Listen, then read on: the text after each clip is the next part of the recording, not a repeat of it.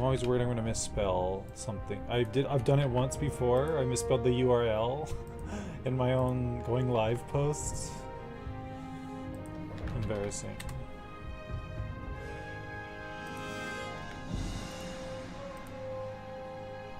Okay, 1 second. The 6th type of bootlickers.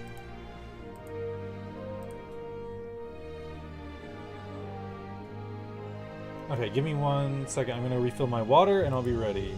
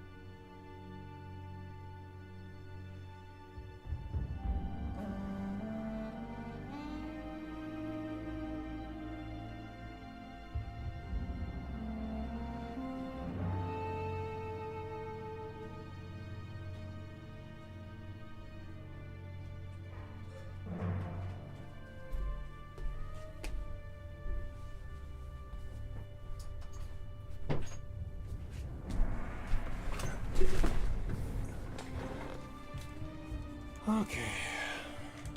Here I am. I'm here.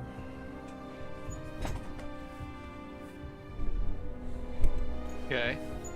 So I've got the multiplayer up. Okay. And there's a password which I can write to you. But it should be that.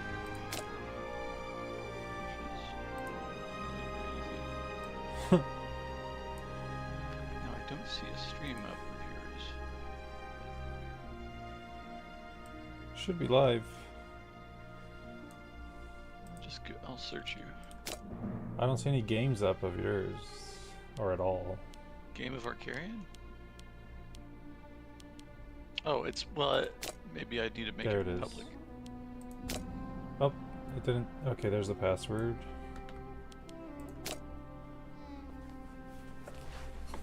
And you appear to be loading in. I had to. My mother was like talking about the trash. I was like, send me a text so I don't forget about it. And she's like, there's trash cans right outside. Why do you need a text to? And I'm like, that's not how it works. Like, if I don't see it directly, like, it might as well not exist. It's like brushing my teeth. And she's like, you need to be reminded to brush your teeth. I'm like, yes, I have fucking mental health, undiagnosed mental health issues. Okay. I need to see the toothpaste to be reminded that I need to brush my teeth. Because it's not important in my existence. Or whatever. I don't know how to describe it. You know, she's giving me attitude because she doesn't understand that shit.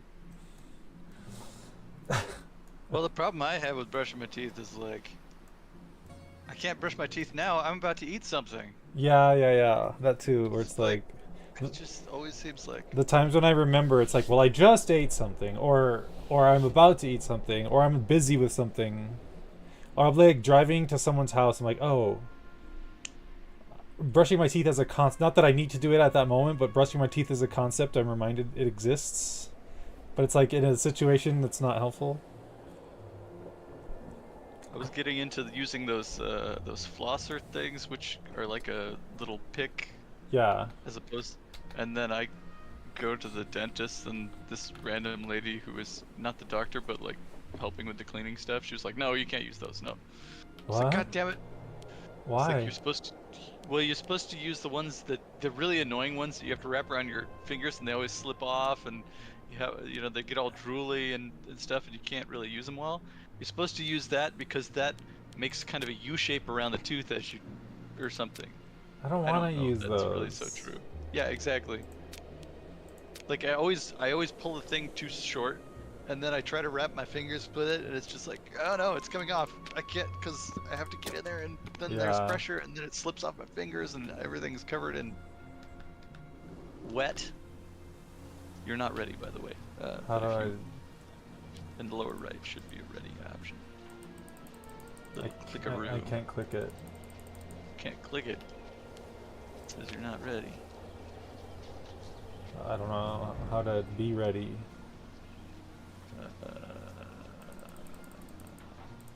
Oh. I'm spamming it. I'm spamming ready.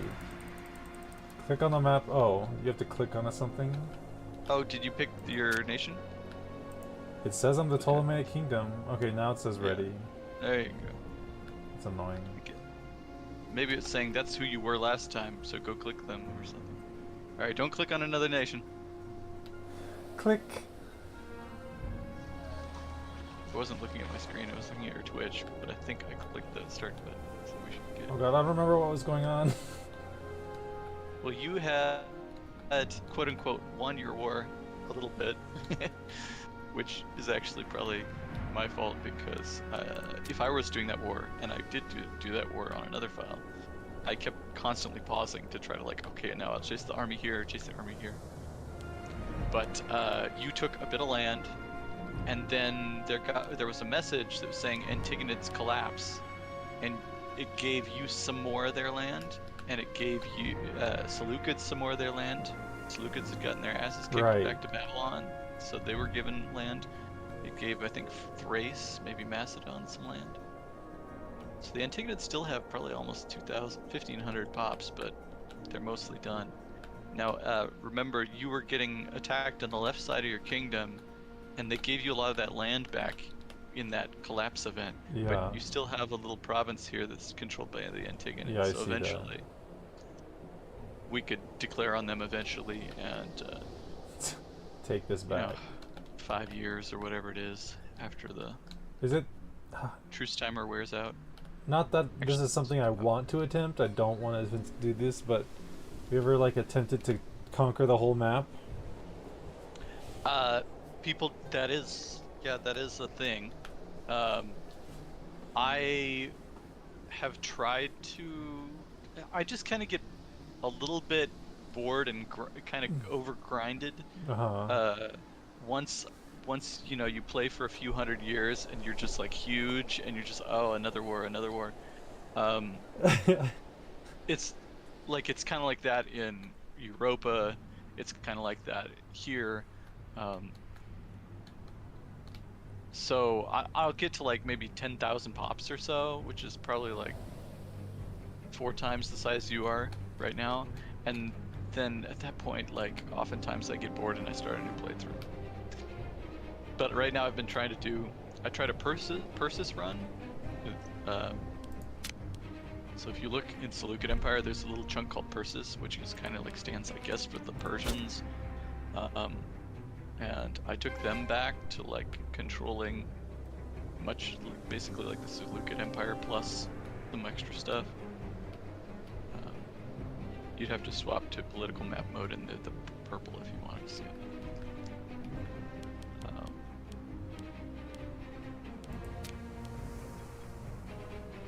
And then I also tried the Egypt run because you were doing the Egypt run, so I was like, well, what could I do with that? How would that work? Maybe help you out. Don't forget you got the mission tree. I was so you looking can at see, that. yeah.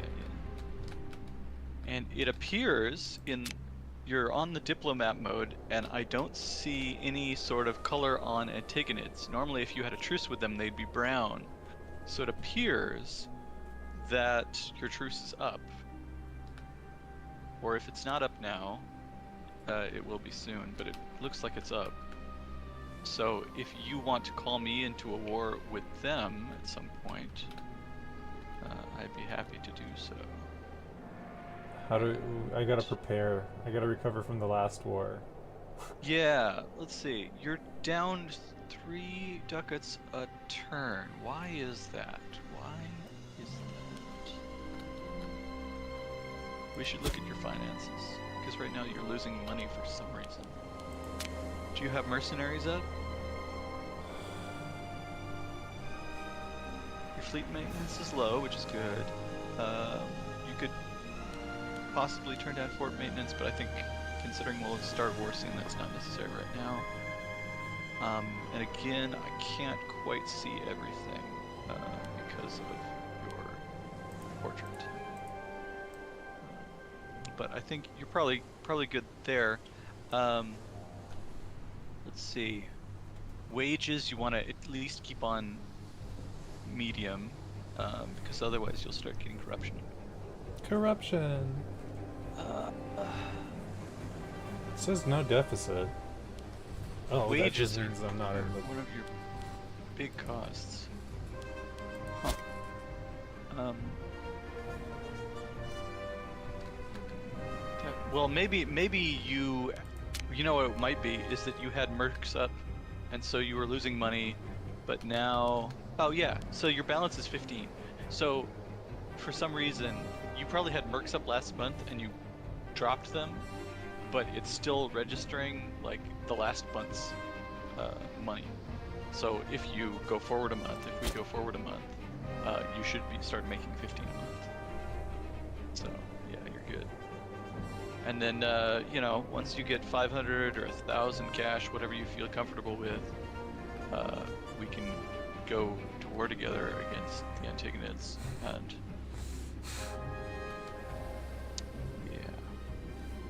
Okay. how's your mission tree? Have you accomplished? What's next on your kind of mission agenda? This like the third line down. Although I have to pick one of these. They're not like you can't do both. You can only do one or the other. Basically, I have to come up here and start conquering Greece, essentially. Like the coastline of Greece. Oh, so the Cilician stuff, that's on the bottom part of Anatolia. If you go over to the right and then click on, or like hover over the mission, it'll flick green the stuff that Yeah, you... so these after this we have to go over here for the Greeks of Asia, and then Yeah, you have to take Lycia, which is kind of the red guys on the bottom of Anatolia. That's another part of your mission. You have to go back to the political map mode if you want to see the colors.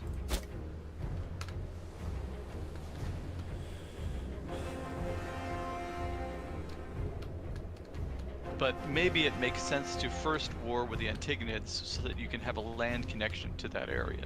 And then we could do that part of the mission tree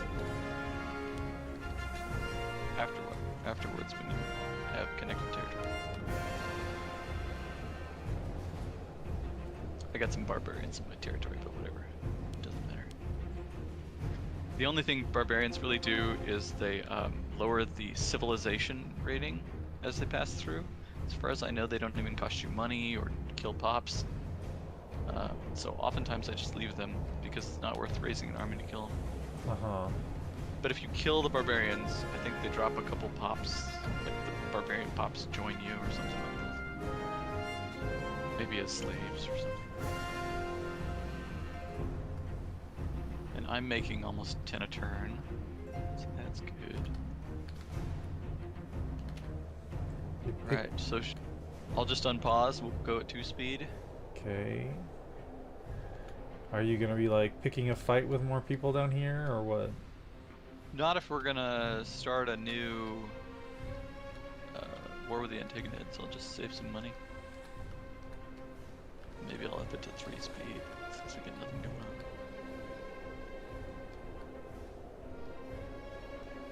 I wonder what's going Eventually I on wanna up here. Kill off Blemia and Axum and all this. Nervia, Brigantia, Dumnonia, Gagania, Eblania. No, Brigantia. Caledon.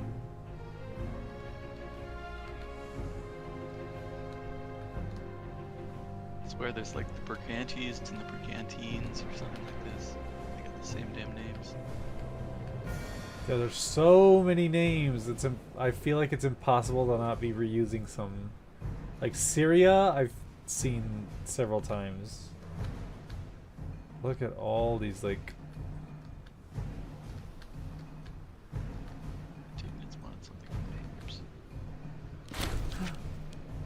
The Hellenistic major power of Seleucid Empire broke their alliance with us due to their own choice. Uh-oh. The Seleucids are itching to fight, maybe. Well, you don't have connecting territory to them, but after an Antignate war, if you take the land between you, you might. Or what you could do is probably take land, the province of Seleucia Pedius, which is north of you, but you could still not take the land of Antignates to the east.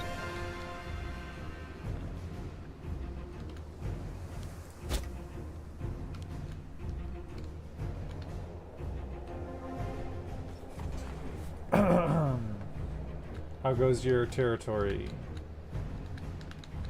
I'm just chilling, letting the barbarians pillage my lands. Boy, there's a lot of barbarians. Maybe I'll just raise the stack. Ask for military access. The Anatolian local power of Milius is requesting military. Sure, whatever.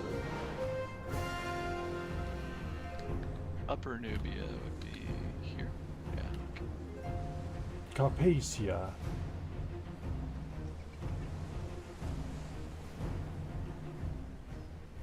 It's interesting because in multiplayer you don't tend to pause it as much, but maybe you play it at a lower speed, whereas in single player I'd be running at 5 speed and then I'd be pausing whenever I need a pause. But then if you do that, it kind of messes with it for the other person.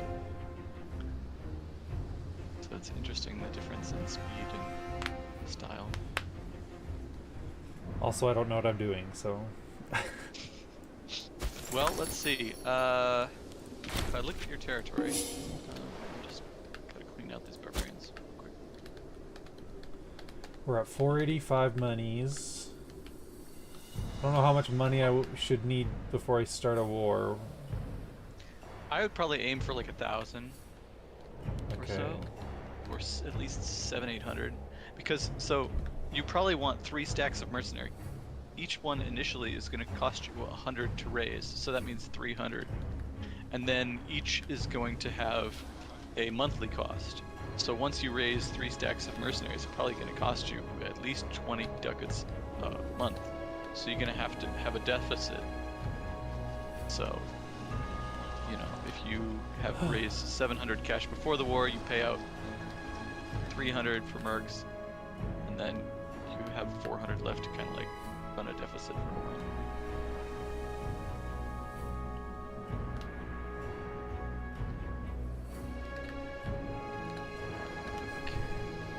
It's weird that I don't want to be raising my own troops.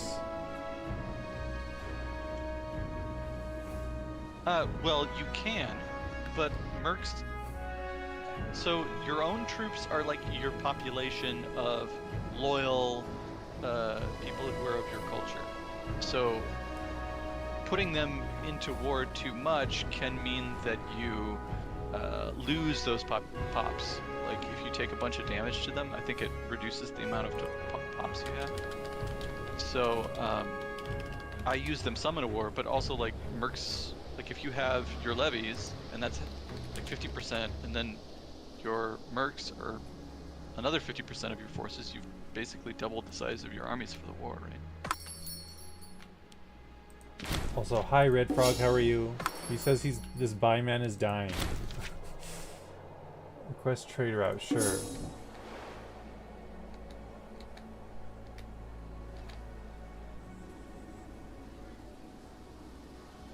3 minutes ago. Okay, I didn't miss it. I wasn't too late. One of your mission requires you to get a naval invention called professional sailors. So if you were to go to, oh yeah, so I think it's the Cilician pirates or Cilician traders. It says you need to enact these laws, and those laws require you to unlock the law by getting professional sailors. Unlocks maritime laws. So, Where are you seeing that? well, so it says Ptolemaic Kingdom has enacted anti-piracy edict law. That's the fourth X down. Yeah. And then the other one, the other mission has a similar thing. It's an alternate law. Yeah. Called non-interference or something. So it's basically, do you want to support pirates or be anti-pirate?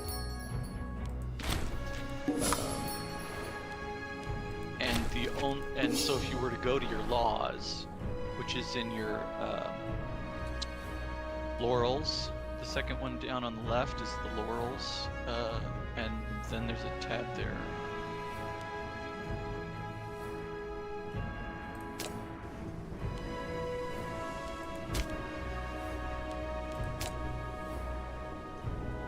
Tab I've never looked at before. Laws. So many of these would have to be unlocked with technology, but on the middle left side there's maritime laws, and if you hover over them they say you have to have professional sailors or whatever it is in order to enact it. As the invention professional sailors. So that means going to your technology tree, and I can show you where professional sailors is. You can also do a search in the upper right of the technology tree, and it will highlight, although their highlight I don't think is very good. But it's basically in that third military section over that I was mocking you for taking, which is the stuff. So I needed it to begin with. Yeah. That's what It's you like get. you knew exactly what you were doing, even though you had no idea what you were doing. I knew exactly. Piracy amnesty. I don't have any tech, so. Yeah, so that reduces Navy cost by 5%, which isn't bad. I mean, it saves you a chunk of money. And then the next one down is some more discipline for some of your ships. And then maritime professional sailors will not only unlock those laws for you and give you some ship bonuses, but it also allows you to have +1 mercenary armies. So if you could have 3 mercenary armies before, now you can have 4. So I mean, as long as you could support those monetarily, it really gives you a bonus to your total troops.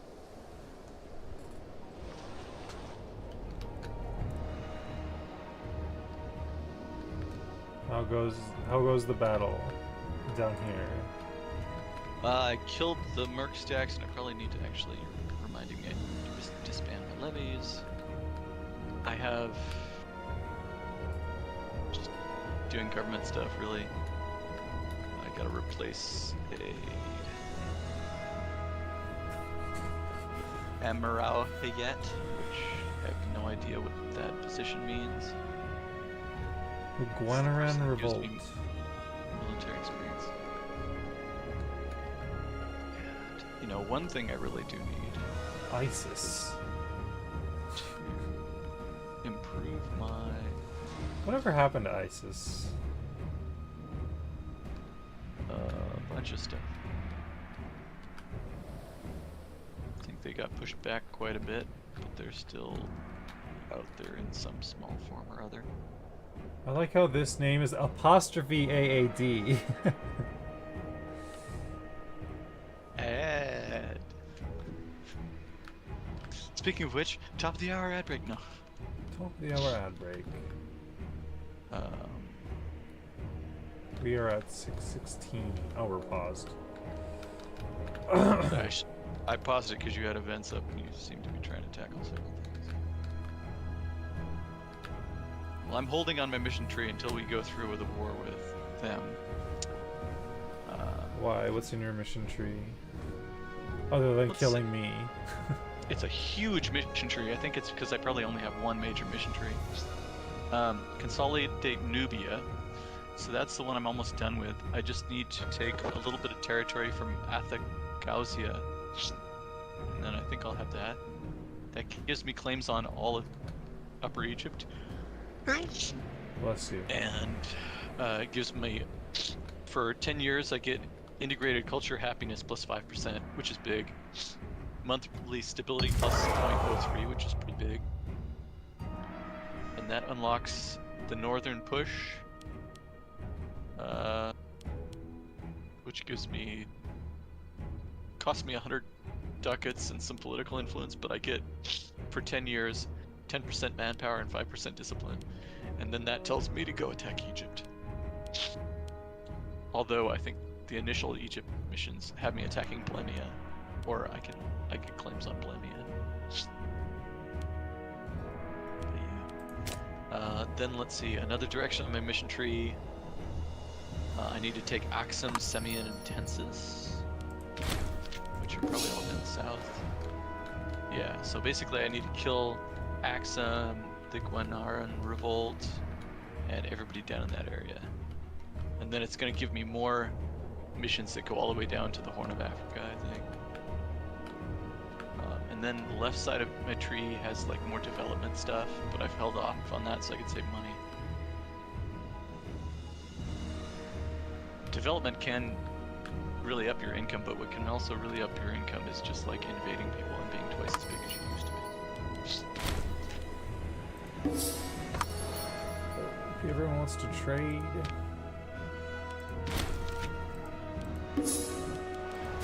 Everyone's requesting military access, so I think they're trying to pick a fight with someone. There's something happening over here. Savinitos prospers. Oh, I got a bunch of techs. What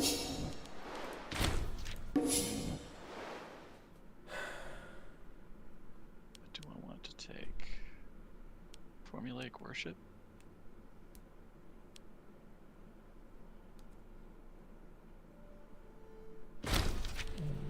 Bring sad news. Menelaus Legates. Out of particularly rotten red herring at age 78. He was a researcher and an uncle of Basilius of the Ptolemaic Kingdom. He's a member of the Legate family. He's dead. Okay. That poor guy. Researcher needed. So what do we want in religious advances? In religious advances. Does it matter? 12? Well, right now, what you are trying to do? Oh. You're not asking what tech to pick. You're choosing somebody. Well, you probably want somebody from a family. It doesn't hurt to have somebody loyal, but they're not a governor, so that's or like in charge of your military, so that's not a big deal. Chrysalis is fine. Also, Chrysalis. some of the best person is probably Manathon. He's got a quality there, that little scissors icon, and it should periodically possibly give you extra text, just an extra tech, because he's really interested in shit. Cool. Okay, what is going on here?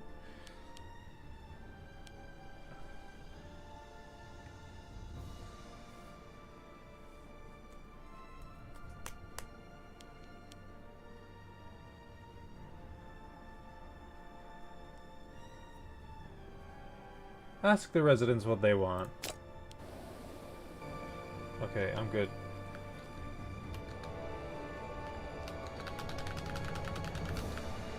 You can unpause if you need. I think you can unpause it too if you want. I tried once, but it didn't work, but maybe I did do it right. Gondar! The second cousin of Gondor?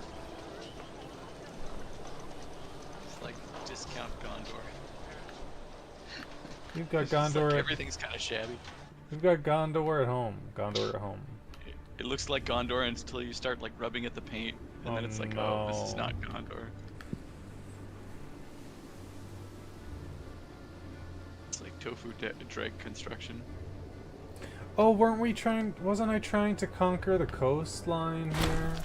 Yankai Civil War ends. The outcome of this war is largely irrelevant to us, as we do not consider Yankai either friend or enemy. Nevertheless, we ought to be careful. Now that their nation is on track to recovery. Sure, whatever.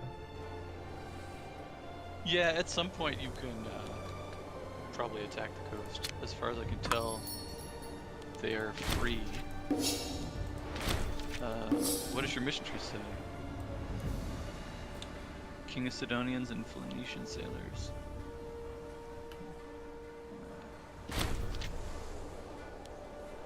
The barbarians have risen in the desert of Philoteris. Oh, barbarians. Should I kill them?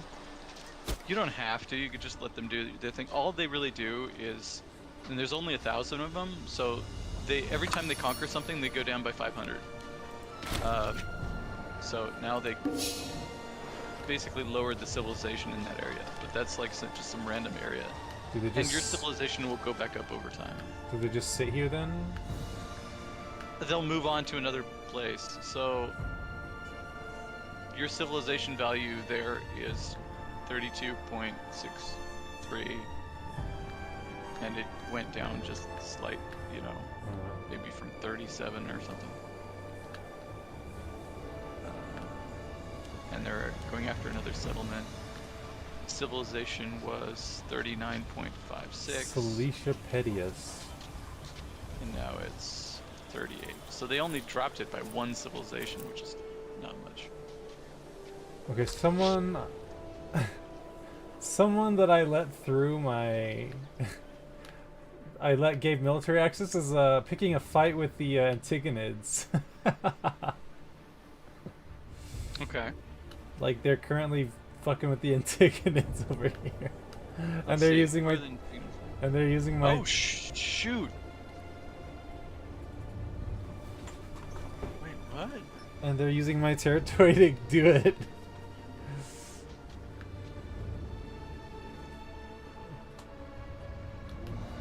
Like it's all striped over here. So I guess what happens is the Antigonids had like a big old revolt. Okay. And a bunch of nations broke away from them. So now they're at war with... Oh shit, yeah, they shrunk. Remember that province of Cilicia Pedius that I talked about, you taking? That's in that kind of U-shaped depression that as you go into Anatolia. Yeah, that kind of like gobbly face or whatever you want to call it. You can go to your province's map mode if you want to see what the province names are. But you see Issos and Agayayai, and all that is part of that province. Look, Fire's so now Rage. They're trying to fight them to keep them in their empire. Lion Hunt has been seen within a few days of Alexandria, suitable for a grand hunt. It would surely be a mighty display of royal grandeur and strength. Bringing it down such a magnificent... That's awful. Leave it alone. One of the strongest and savviest hunters are able to survive an encounter with such an animal. One of them after the animal. Yeah, I don't know what the benefit is. You could decide whether you want to take the risk, but you can also look at your leader and see how good their military is. If you click on their portrait, you should be able to tell. No, I let the lion be alone. It's a magnificent creature.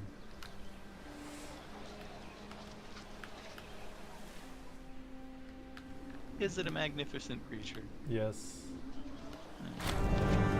The 24th Olympiad, send Ptolemaeus. Sure, whatever. I keep forgetting I'm not Egypt. Unifying devotion.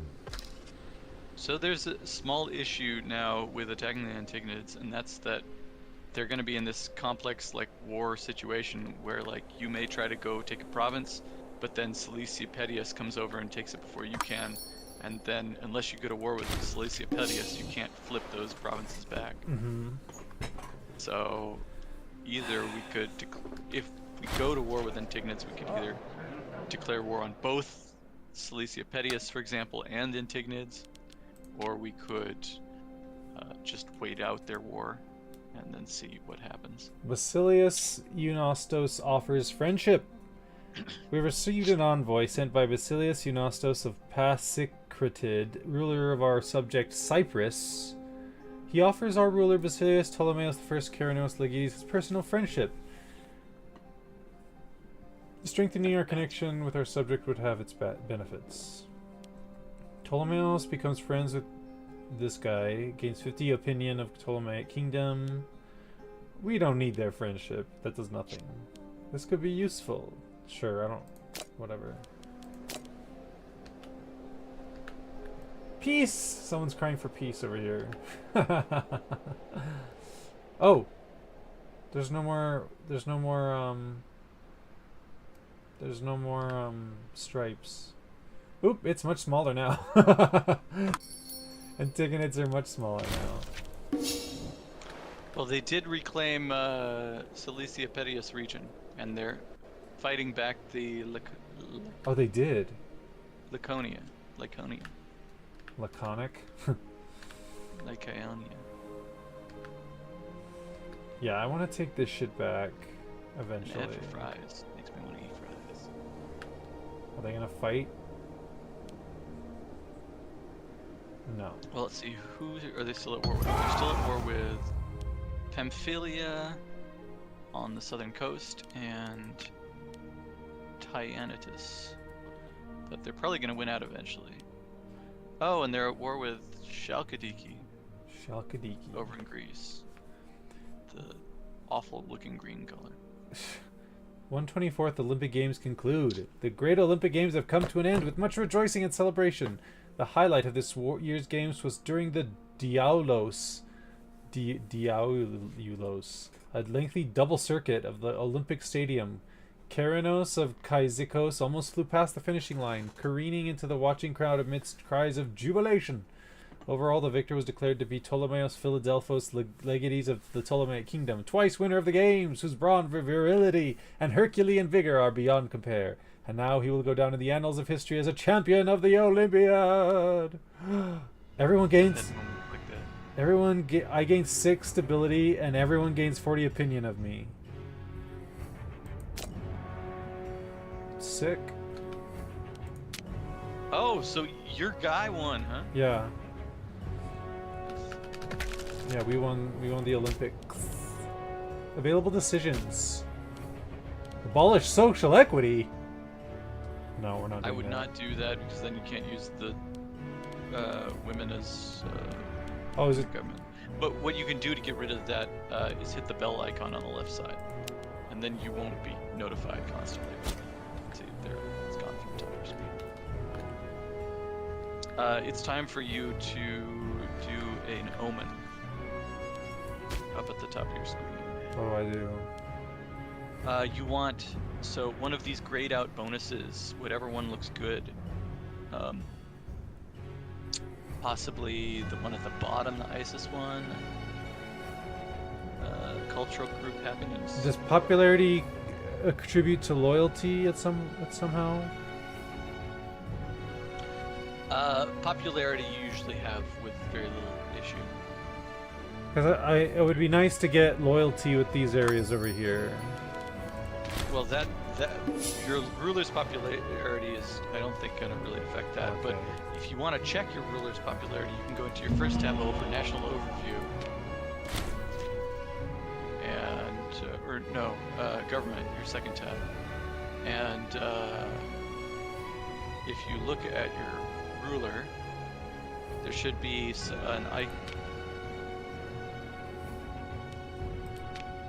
an icon of flowers. So if you go to the laurels, and then your government tab, the first tab, you should look at your leader.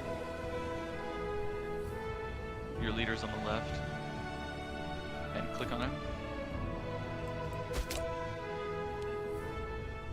So you can see the flowers in the upper right. That tells you how popular they are. He has 100 popularity. So you don't really need to up his popularity, I don't think. Current loyalty is 100 due to current ruler plus 100. Yeah, that That would do pretty it. loyal to oneself. Uh,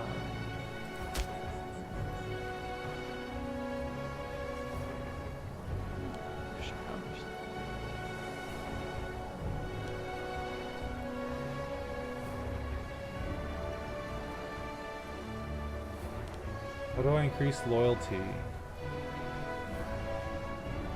Of the province? Yeah.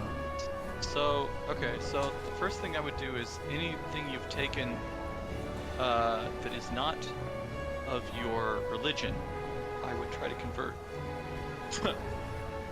When you take over the province, I believe you start at 100 loyalty, and then it starts to decrease if people are mad for whatever reason.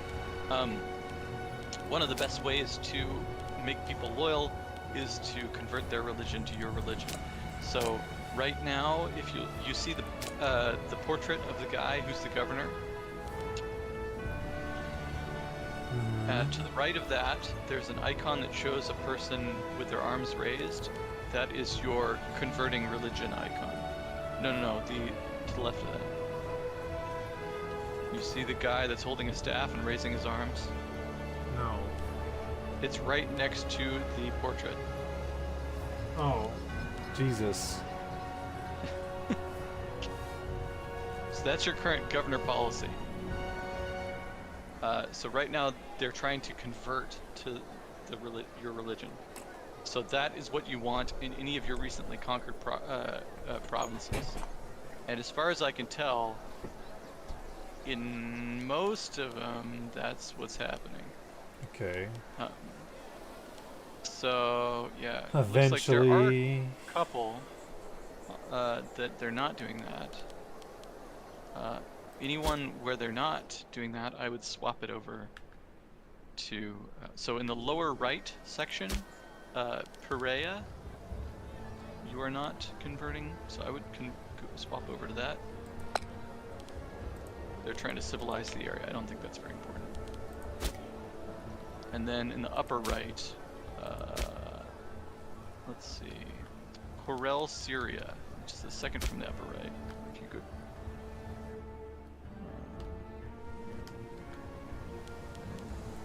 If you go to Kara, Broda, it's up from there. It's Damascus. Damascus is probably the major city for that. Click on Damascus. So you should probably swap that to converting religion.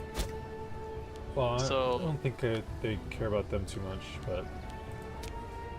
Well, any of the provinces that you don't convert their religion, over time they will be unhappy and they will go down. Well, they can be unhappy.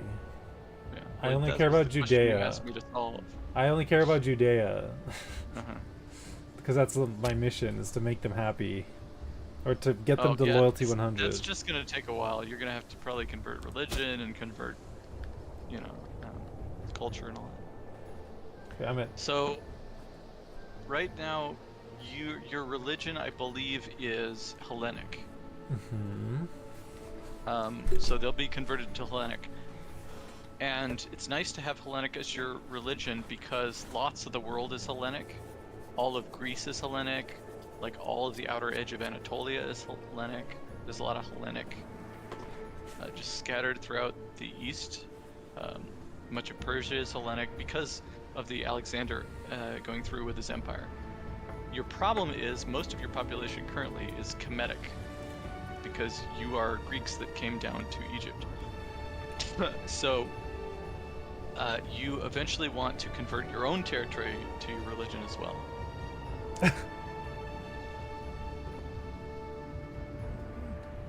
Now I think there might be some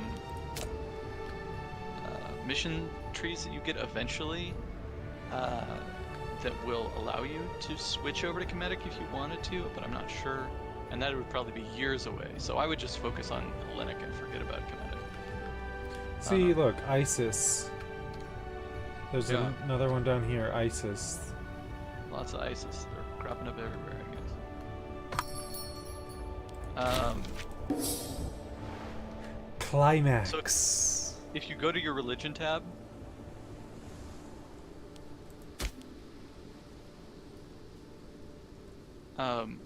so you've got 4 deities right now. Alexander is Hellenic. He's a Greek deity, right? But then you have a Kemetic deity in Hathor, another Hellenic deity in Helios, and then a Kemetic deity in Isis. So eventually, if you want everybody to convert to Hellenic, you need to swap all the deities over to Hellenic. Because as long as these deities that you've chosen are not Hellenic, it will hurt your conversion speed. Like, I massively. hate this game. Why? Why can't I have the Greek and Egyptian gods together? That makes no You sense to me. can, it just hurts your ability to convert people That's to dumb. Greek. We should be having a giant party. A giant Greek Egyptian. What the fuck? Greek Egyptian party. Death. Pantoduranos Acnonides died of dysentery at the age of 38. Nobody cares. Was he going to the Oregon Trail or something? Espitragos and a friend of somebody. He was a member of something. Don't care.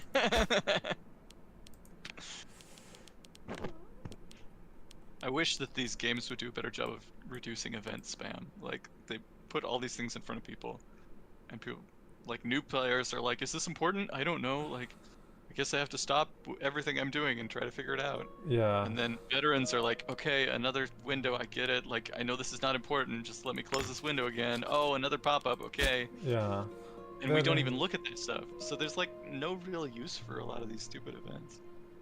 But every time you try to say something like that, everybody jumps in and says, oh no, it's perfect. You don't understand the complexities of understanding when Dalmea's Hypadupes, died in flagrante. Hypadupes died in flagrante. Yeah, no, Please write that down. Hoopty-doopties died in flagrante.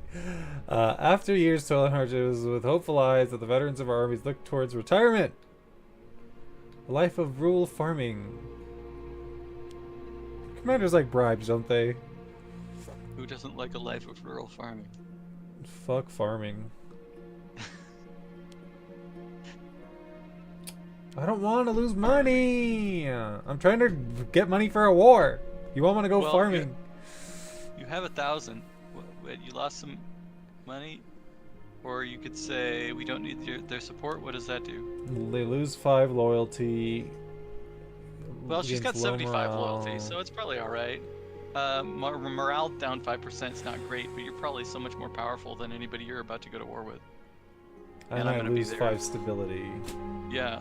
Well, you don't need the money, really. Like, you've got plenty of money. You've got over 1,050 right now, and you're making 17 a turn. I guess the Antigonids will have to wait a little longer before I destroy them. Well, you've got, like, you still got, like, 900 money by the time we raise stuff. What we could do is I could raise my troops and start sending them north, and then when I get there, you could then raise your troops. Okay. And by the time I get there, you'll have it'll probably be a year or something. God, war in the old world must have been fucking crazy. Oh, a year has passed. Now the war starts. Alright, so who are we warring with? The Antigonids, I guess? Sure. Okay. Should I start moving my troops into position? How big is your fleet? I have 1 ship. No, you have 70 ships. Okay, that should be plenty big considering how broken up the Antigonids are. So, we can take that eastern and northern land above you, but then we're gonna have to find a way to get at that other section of their territory. We could either ask for military access from Isaria or Tiantis or whatever, or we could land with your ships against their southern coast there.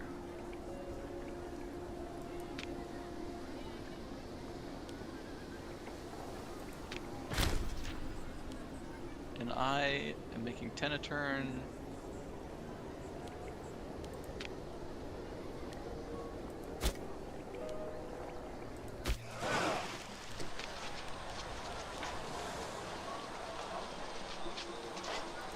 So I'm sending almost 20k north to help you. I could raise some mercenaries if I need to. With a scorned family for some reason.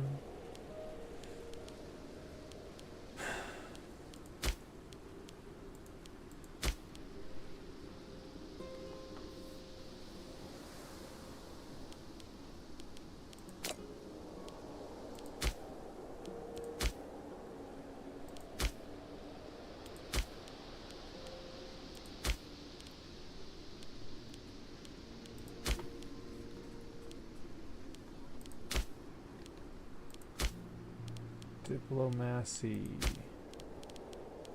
You. Why do you not have a job? Can I assign a job to them? This person wants a job, the consort. No, just this family is scorned for some reason. Well, they've only got 3 or 4 positions. Yeah, so it just came out of so nowhere. It's like Theranid has 6 positions. So if you go to say your government positions, maybe you can swap a Theranid for an yellow for blue. Acnonid. You'll be able to just hover it over and tell. So if you hover over that top right corner. There. Perfect. Okay, where do I move my troops? Should I move them up to the top right to protect from that section, or do I move them down to prepare for the march into here, or what? Well, since I'm closer, why don't I put my troops around the Antigonids area and the left side of the nation, and I'll clean that up for you. And Okay. then you can focus on the upper right. And then once I clean that up, I'll come join you.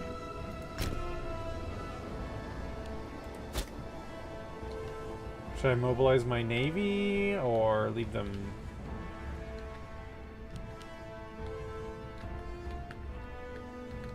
Because they have this coast now. One for innovation. Centuria!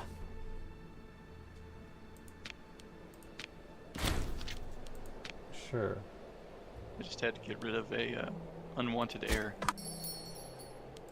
1 second, I'm gonna blow my nose. How dare you? Back.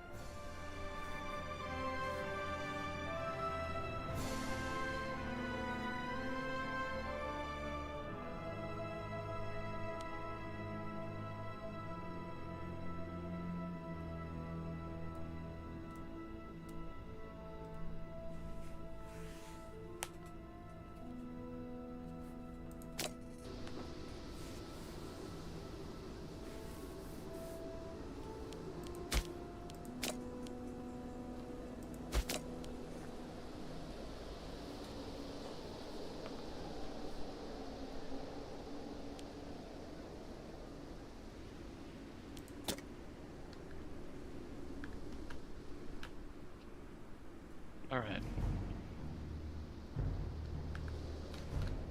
Welcome. Thank you. Should I Oh wow, I got tons of Grisic expansion. Should I start raising mercenaries? Or am I waiting still?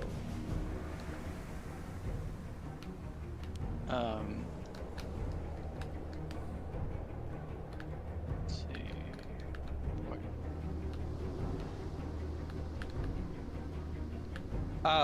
You could probably start prepping for the war. I'm nearly there with one of my armies. The other one's still coming up.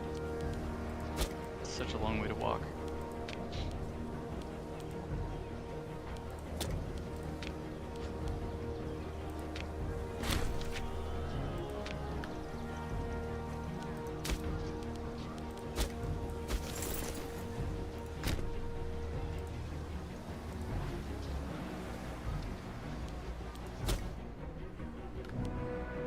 Wow, Catawba is really big.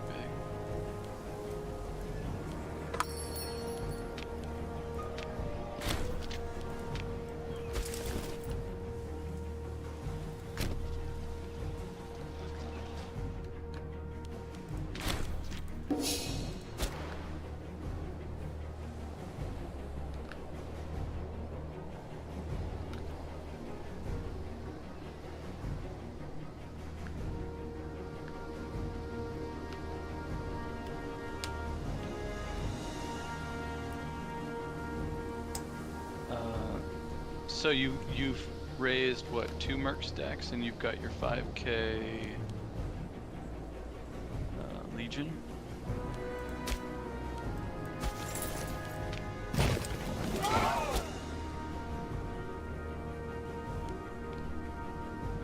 This one is doing the recycling thing, and they're on their way to get into position. Recycling thing. And did you want to raise your levies at all? How do I do that? Go to military. You might just raise specific levies rather than just everything in your entire empire. The lower Egypt ones would be a big chunk of troops to raise. Probably not worth raising the O of 4 little stacks from the corners of your empire and having to drag them all the way up there and combine them and stuff. Syria, maybe? Can I look to see where they're from? Syria is going to be around Syria for sure. Worse. Like if you have a small, that's going to be 2,000 strong. Like 4 is going to be 2,000 total because every number is 500. Syria is in the upper right side. You can find that out by doing a region map mode. So if you go to your map modes,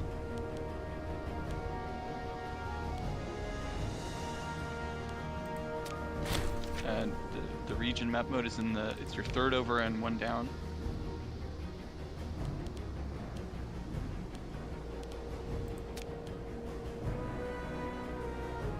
Now if you scroll out and just get rid of whatever this message is, it's not important. Well, unless you want to name your Diogenes.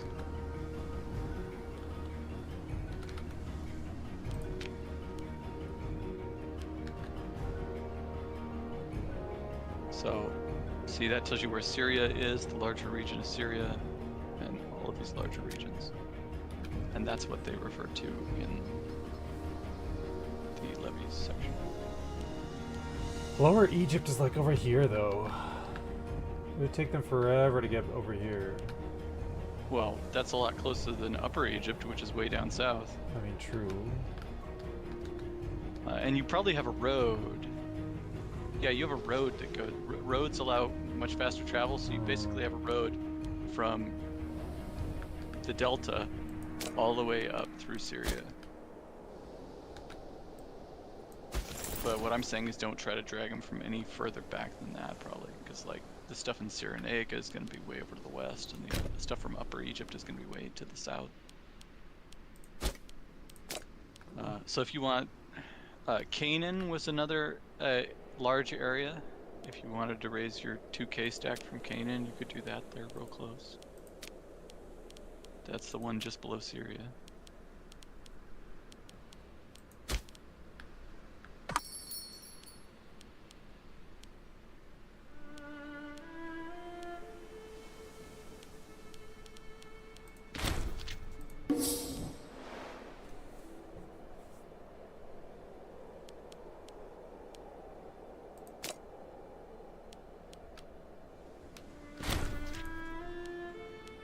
Ah. I'm running out of food over here because this is the desert. Oh my god, no. Okay, we lost someone. He was a mercenary minor character. Okay. Doesn't matter. Conqueror's Legacy is one of the main seasons of phone by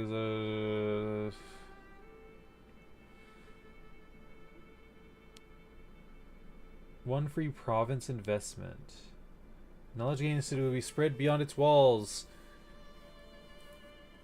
Local population happiness plus 5% to Alexandria, to Pistros, Canapos, Seneminifia, Claricharian. I don't know. What the fuck?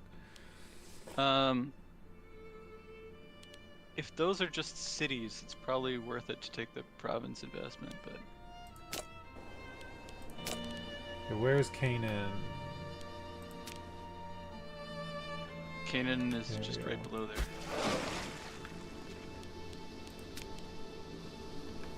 God, I got this game on Steam the other day, or yesterday. I was looking for like another strategy thing I could just mess around with that wasn't from Paradox, and my god, it was terrible. It was like buggy as hell. Really? It was called like Age of... Empires? No, it was Age of something. They're all Age of something. Age of Mythology? I've always wanted to play that. Yeah, let me look it up. Age of But it was so bad that I spent an hour struggling to try to get it to work, and then I gave up and did possibly the first time I've ever asked for a refund for a game. Really? Yeah. The only game I ever returned was Star Wars The Force Unleashed on Wii. Because at the time I was too stupid to realize the Xbox version and the Wii version were completely different.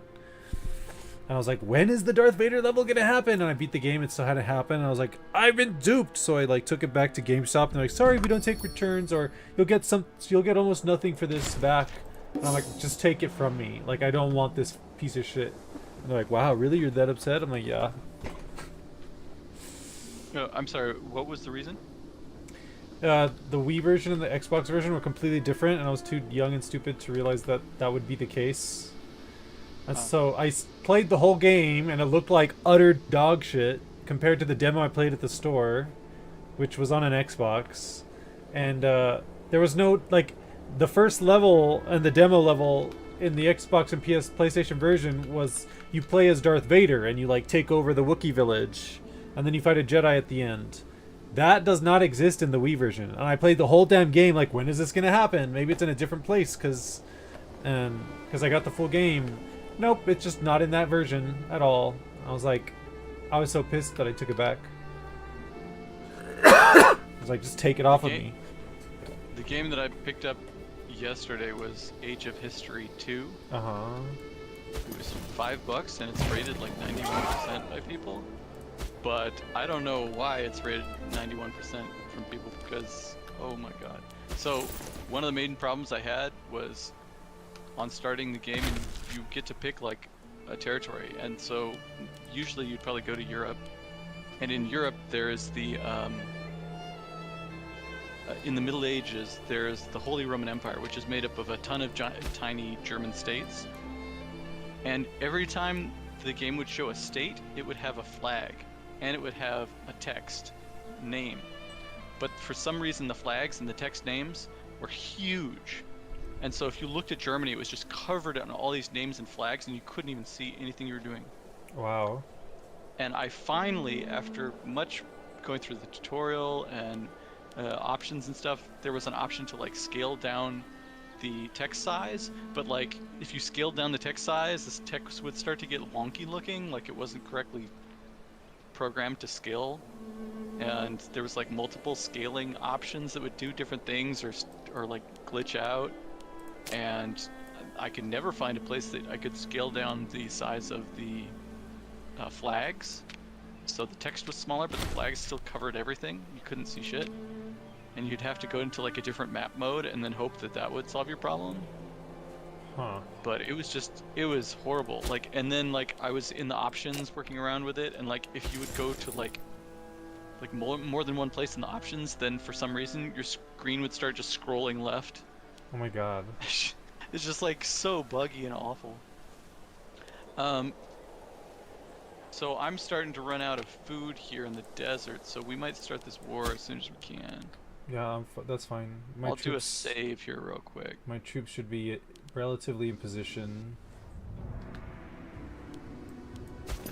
Save for Kush Egypt Bros 1.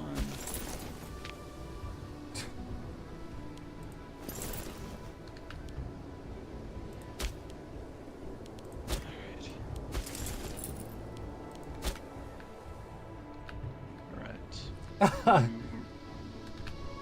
You ready? I guess so. I'll pause it and you can go to where the Antignats call me in. How do I do that again? You should have a list of... Just open the Declare War, and then you should get some options. Click on Antignats, or their Antignate area. And click on the flag. On the left side there's a flag. Then say Declare War. Call on your partner to aid you in this conflict. Okay, but also, what do you want to aim for? So let's take a look. So if we go to Provinces map mode, the areas close to you, to the right, are Palmyrene, and then Syria, and then Cilicia Pedius is above you. So depends what direction you want to go. You probably take all of it ultimately. But what you might do is hover over each name and see how many pops they have. So if you go into your war, the Declare War section, hover over Territories 8, go down to the other ones. 12. And just like maybe the largest area that would normally cost you the most to take. Ammon? I wouldn't take Ammon because I don't know where it is. Ammon isn't... Oh, Ammon is left, on the left side. Yeah, that's us. That's the one connected to my... Yes. So you could say Ammon, and then that would be very easiest for me to immediately take. And it's one of the most populous areas, apparently. Okay. Although, no, let's not do that. Because Ammon's in the middle of the desert. There probably is not a lot of pops there, even though there's a lot of territories. Okay. Why don't you find one with a lot of territories? Well, I kind of want to take this right side here. Okay, that is Palmyrene. Oh, it's not listed?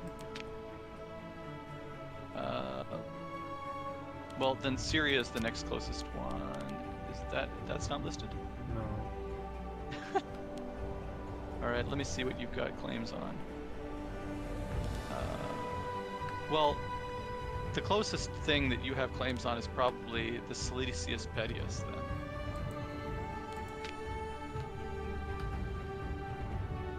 That's, yeah, the eastern part of Cilicia. You can swap over to your other map mode. It's 1, 2, 3, 4, 5, 6 from the left.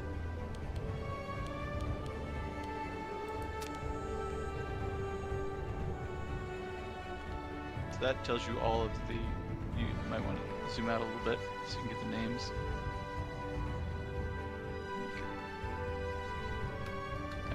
Cilicia Pedius is above you there. Okay. For some reason, Palmyrene... I guess you don't have a claim on Syria Palmyrene, but you do have claims on parts of Pedius. Okay. So let's go for that one, because that's a close one that you have a claim on. And then call me in. They have so many allies, the fuck? Okay, ready? Yep. Yeah. And And then I'll just refuse your call to arms, and then you'll have people on your west side that you'll have to struggle with.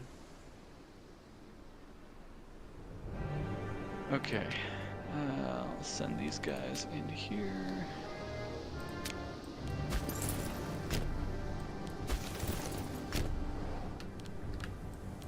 Go forth. 4-1.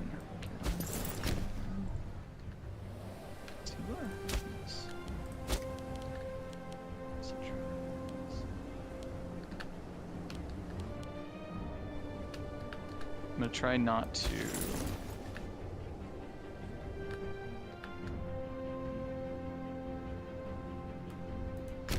$200, 2,000 soldiers appeared, and I stack wiped them, so that should be all they have in this region. And I'll be nice enough not to like loot the territories that I'm taking for slaves, because I don't want it to populate the desert for you.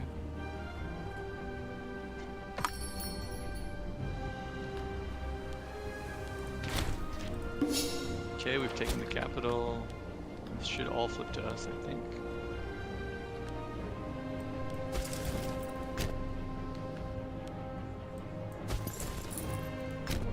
So you now have the war goal. There should not be a way that they can retake that, really. I do notice there's a 2K stack that's sieging up a territory behind you. It's probably from Sidon, yeah. Where? I'll wipe that 2K stack out. The one that's sieging that, it's, yeah, you were over it before. It's red. This? Yep. The 2K stack, down. It's the one that's sieging. Yeah. So I'll just wipe them out when I come out, because they're just sitting there trying to take a castle.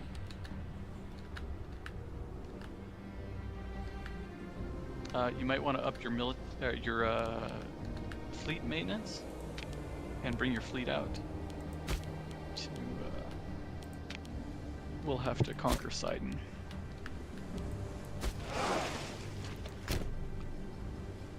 So you've grabbed Syria and Palmyrene. So how do I if make you it? Go ahead. Dolikai, or whatever, on the extreme north, on the right side. That will be the capital of that area. How do you do it? How do you get it to stop being striped? We make a peace offer with them at the end. Oh. And basically anything that we've striped, we'll probably have the opportunity to take. But they have to get like kind of tired of being in war, which means the way that you make them kind of exhausted is you take a lot of their territory, you beat their armies, you have the war continue for a long time, and then they'll decide that they don't want to be in war anymore.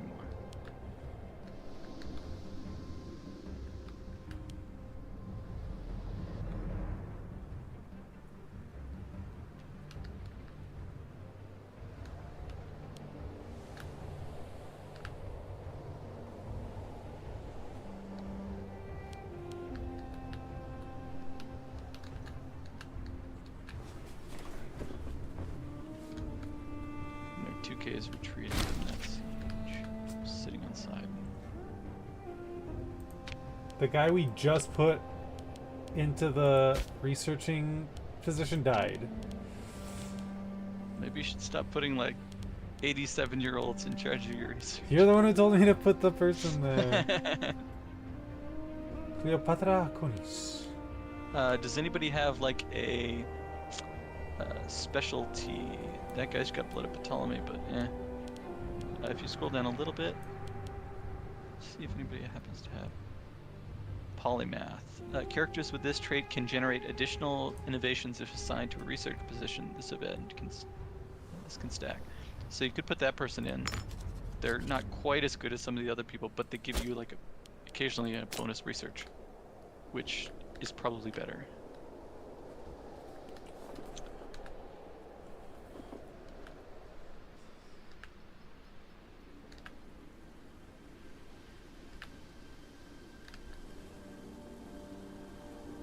The Antigonids have an area to the north that we don't currently have access to.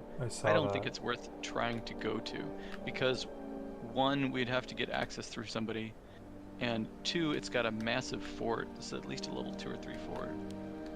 level 3 for it, so why even bother? And it's not connected to your territory, so you wouldn't be able to take it anyway. This offer.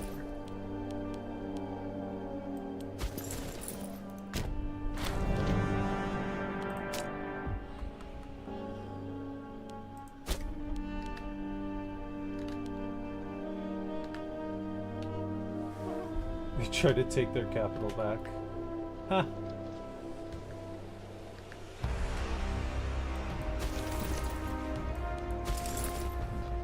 2K stack is being a little annoying, but when I get up there I can deal with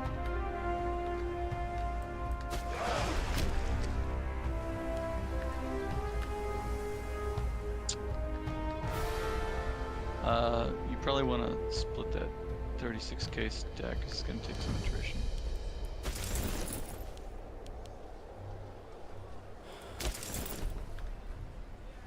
The next fortress is going to be Tarsus on the left.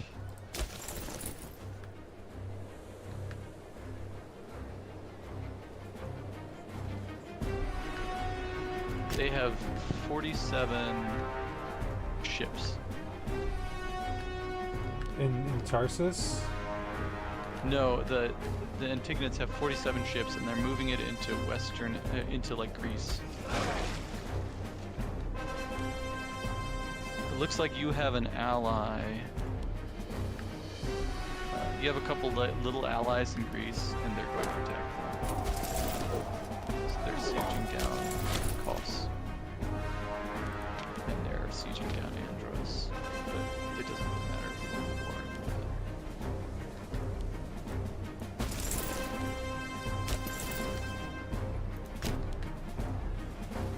We should probably also, when this war is over, try to take the territory of Sidon, because it's part of your mission trees. It's the little territory with 2K down in Syria.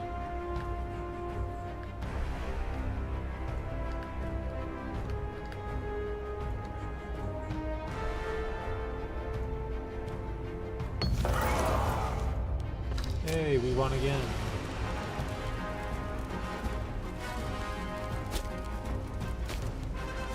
Ah.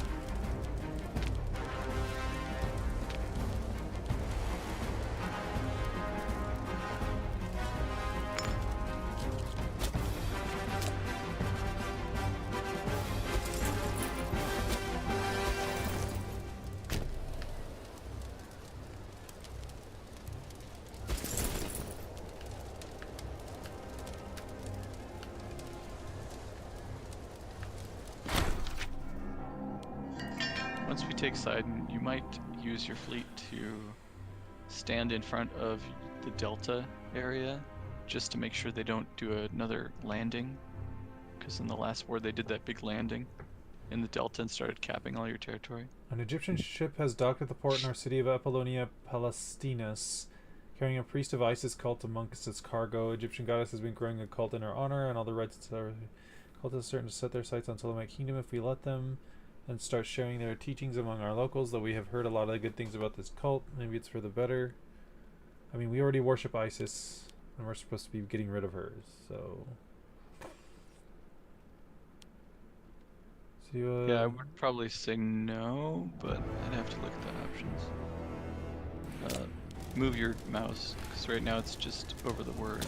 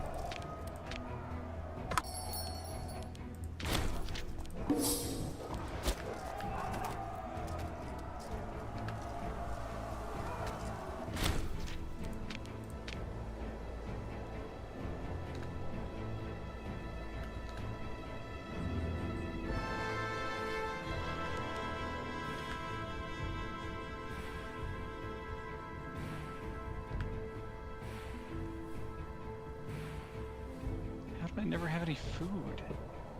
I should be able to get food in your territory. What the hell?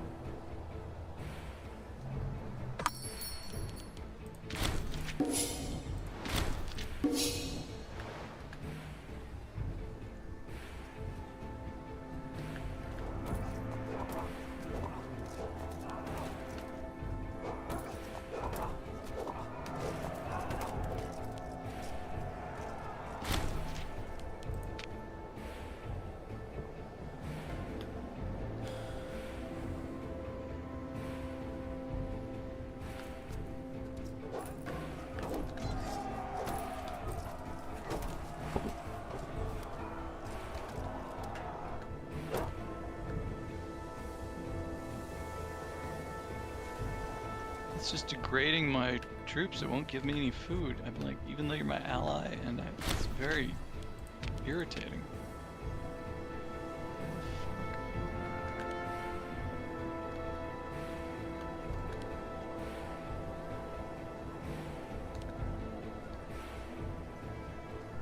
I have military access.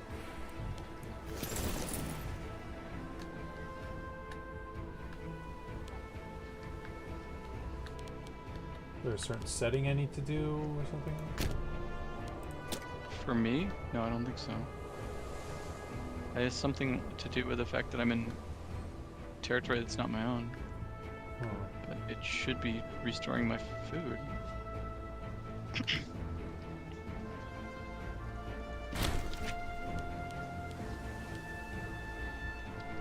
I wiped out the 2K.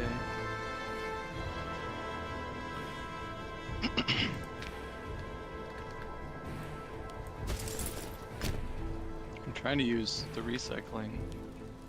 But I don't think it's gonna do much good. Recycling. Maybe if I go to a big city?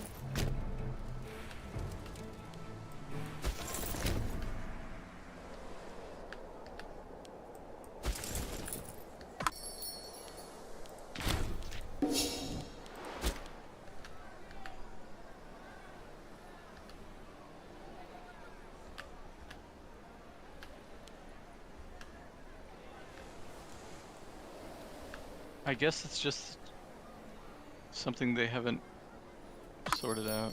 As far as I can tell, somebody else was complaining about it. Huh. I'm surprised that the modders did not fix this. Well, I took Sidon. And I think I can flip it to you.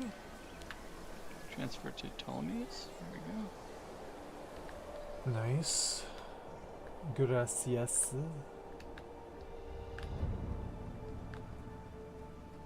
So my troops are just constantly out of food, which really sucks.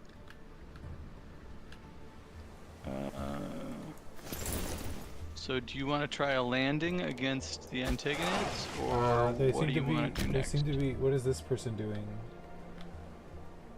Well, there's a 3K stack that's just kind of hanging out that you could go kill. Well, they look like they're coming over. They're about to land. Oh, they're having a naval battle. The north of the left territory. Well, you need to go get your navy, man. That's what I'm trying to do.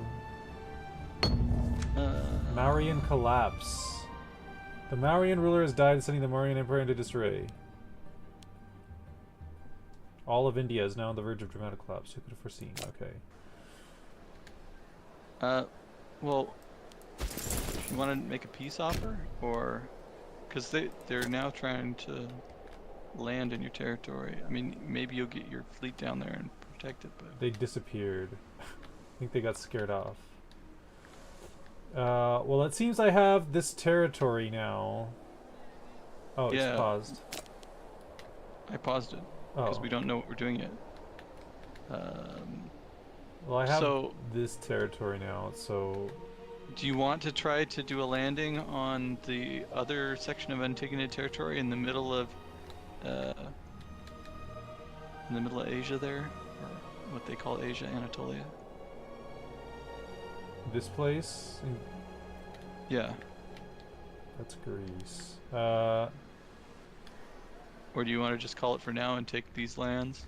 Call it for now. And all right. How do we do that? Don't forget to take Sidon, which is the city in the Pink City in Syria, and also to retake your Western Egypt section. Where's Sidon? Go down more. It's on the coast. Go down all the way down. It's right there. Oh, Zidon, okay. How do I take it? Go talk to the Antigonians, do a peace treaty, and make sure to select that as one of the territories you want to take. Also, don't forget to take Western Egypt back, because that was the whole war goal. So I just Down at press the bottom, Sue just for say peace? Sue for peace down at the bottom.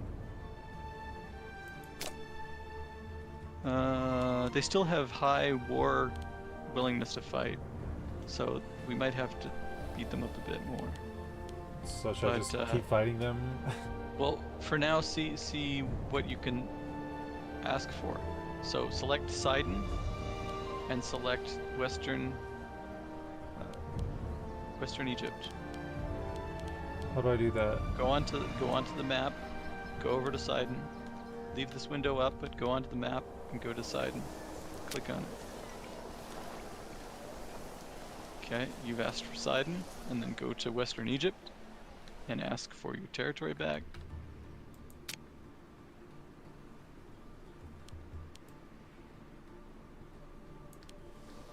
Okay. And then all this stuff I conquered? Oh, no, reset real quick, because I have to convert the territory to you. I realized I did not do that. Ptolemy's. I'm gonna unpause for just a second. No, it doesn't do the whole thing. I gotta do it province by province.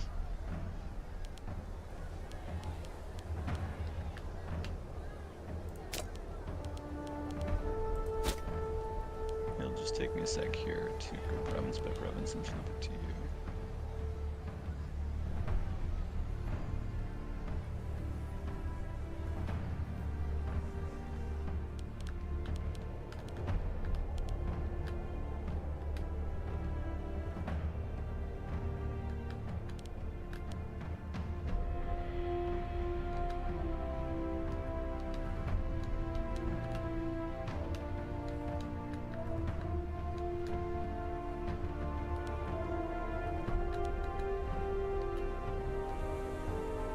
Okay, I believe that's all been flipped to you. So now if you go back into the war and sue for peace, and then you select Sidon, you select Western.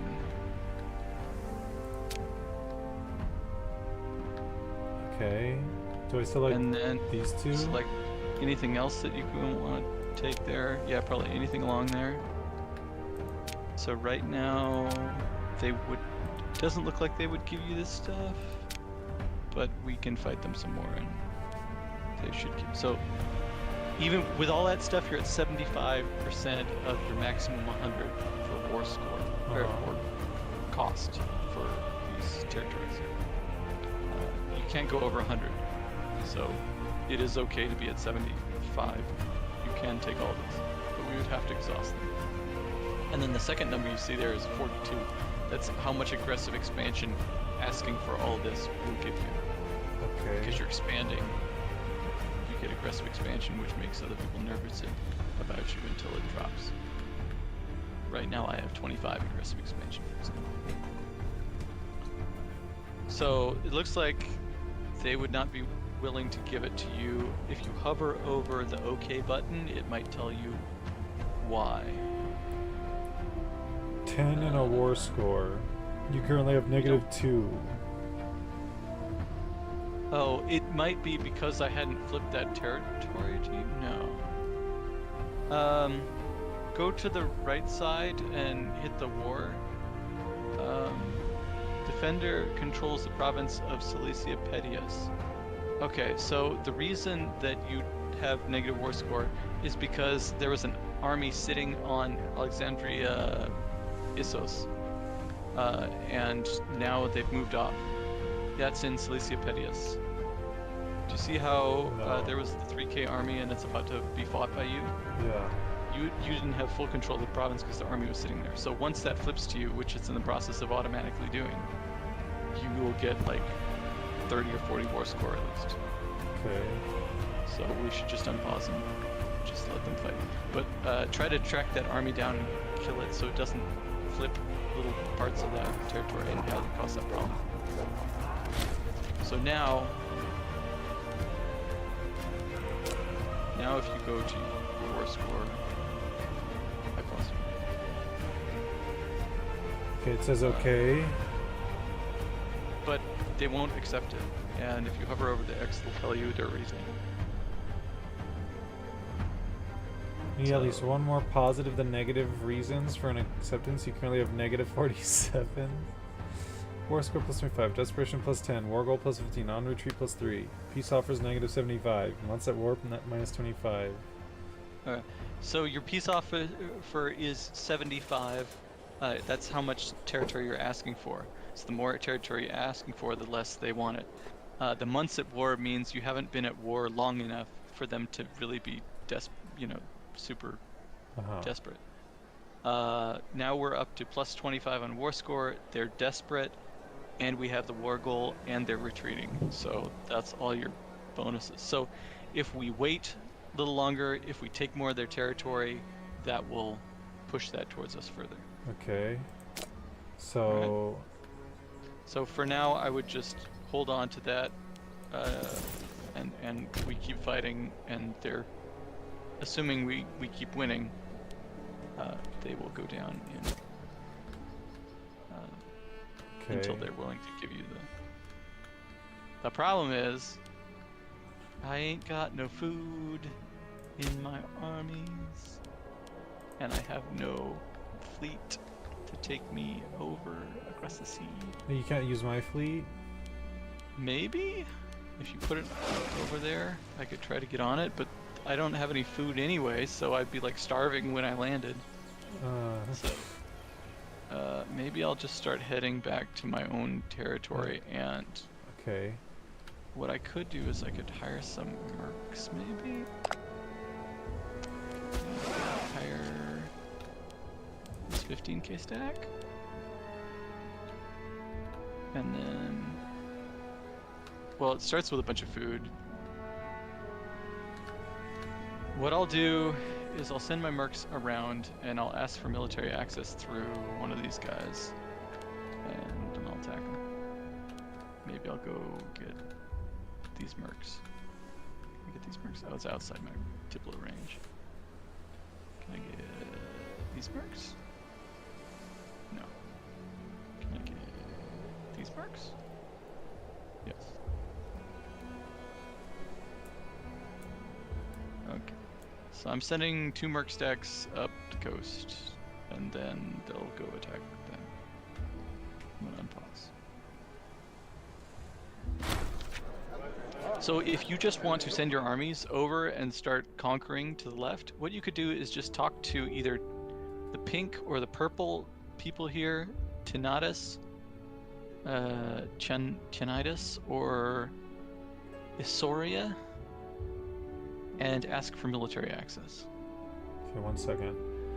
Rumors focus on the freedom and his consort have been circling palace, creating atmospheres, avoiding the court, repelling visitors. Dark cities are until the imminent assassination of the Basileus at the consort's hand.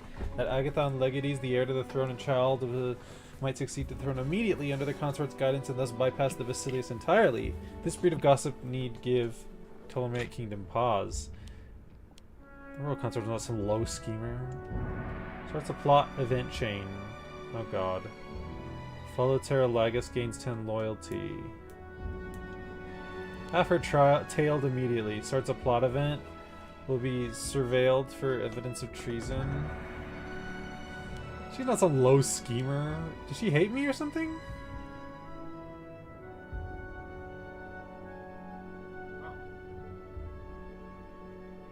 Hell if I know. Corruption is 0. Popularity 19. Loyalty 35. Prominence 96. Not some low schemer. Okay, so I had to ask this person. Demand? I can't ask military access. I have to demand it.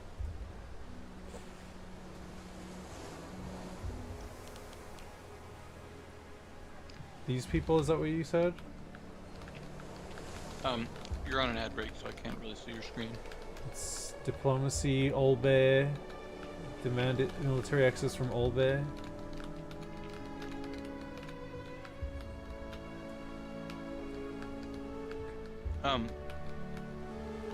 From Asaria or Tanatus, the purple and the pink, either one of those would get you. You gotta go back to political map mode.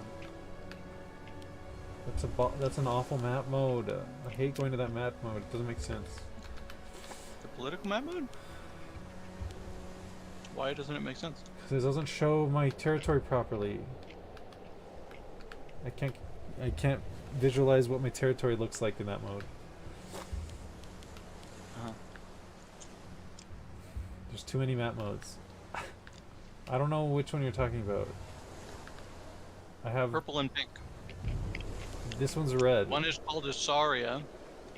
Yeah, that's not the right one. Purple and pink above. Why them? Because they're the ones that connect your territory you've taken with the yellow territory that you want to take. But these connect. Red? No, if you did red, then you'd have to also talk to pink. Because you would walk through red and you would reach pink. And then you would have to talk to pink, and then you can get to This yellow. doesn't connect to anything though. Purple? Purple connects to... Okay, so you have the province of Kinda, right? Where? K-Y-I-N-D-A on the right. Oh, K-Y-I-N-D-A. That connects to Thabasa, which is purple, right? Sure. And that connects to Durba, which you want to attack. Oh, I was not gonna attack them at any point. I wasn't even. That's I wasn't all even part looking of at the same them. area. I was only going for over here, but sure. Well, then you'd have to talk to 2 people and get military access through both of them, whereas this way you only have to talk to 1. Yes. And it's up to you. You can do it the other way. You just have to talk to both of those people. What did they say? Who did you talk to? The purple, like you said. And did they? What did they say? I don't know. What did they say? I don't know. I wasn't watching your screen like 24/7. It didn't say anything. It just did a sound. Okay, take your army and right-click on Thabasa. If you can walk there, then they said yes. Yeah, they said yes. They are also. I knew they were also likely to accept because they were just at war with the Antigonids, and the Antigonids took a bunch of their territory. I have to go back to the good map.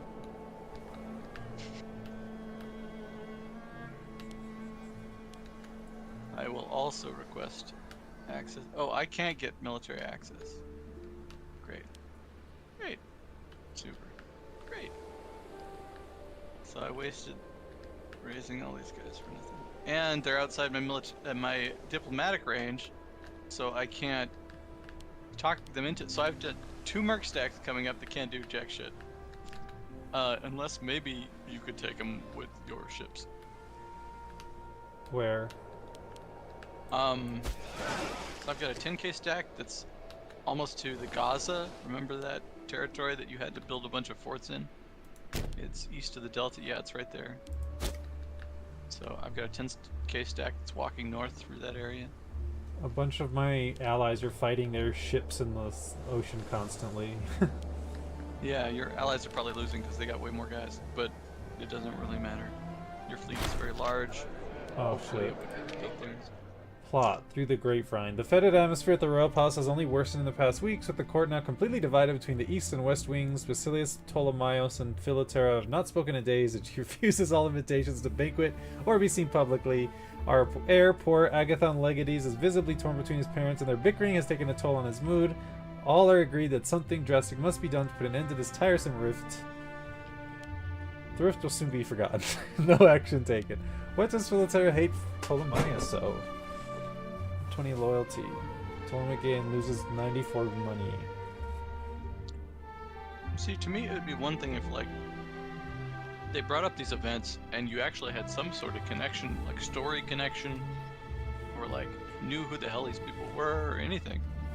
But you have literally no connection. They've all got weird ass names, and yet they want you to be like really invested in these dumb events.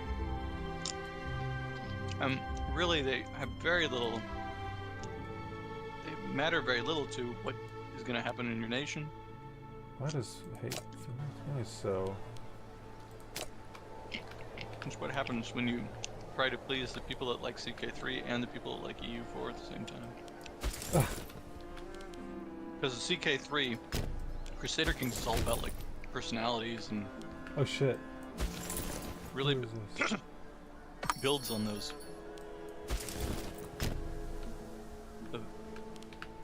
Like the personalities of all the people in your court and all this. But if you make that system, but like that system light, it's not that interesting.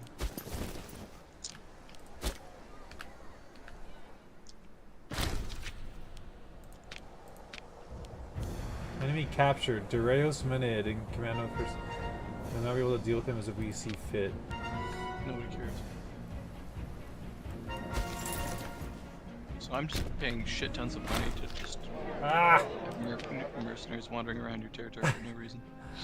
The tension between Basilius, Ptolemaeus, and Philotera seems to have abated, and the vile murmurings of treason have disappeared from the stoa of the palace. Perhaps the matter was simply a poor attempt at humor, or indeed the consort may have come to her senses. One less thing to worry about. This will end the current plot. Thank you. I'm busy warring with the whatever. Can you send your fleet to up two sea lanes on the right and let me get on your ships? Because otherwise I'm just sitting here paying like 30 a month for all these mercs that do nothing.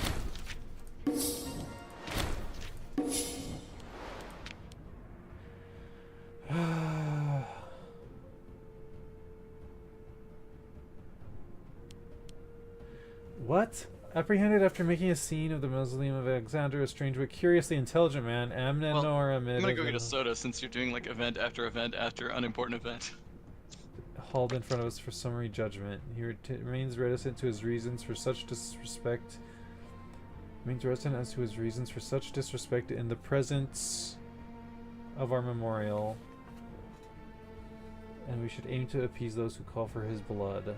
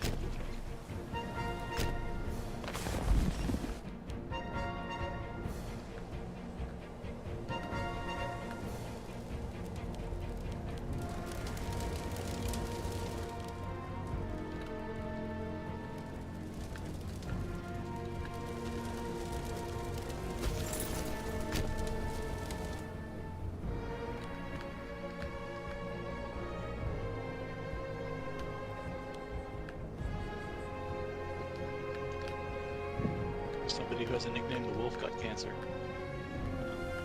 Uh-oh. That's not good. I put my boat in the dock of that port. I think. Okay, let me see if I can. Boy, it's just draining my food every day. Or every month I lose 5 food. This is such dumb.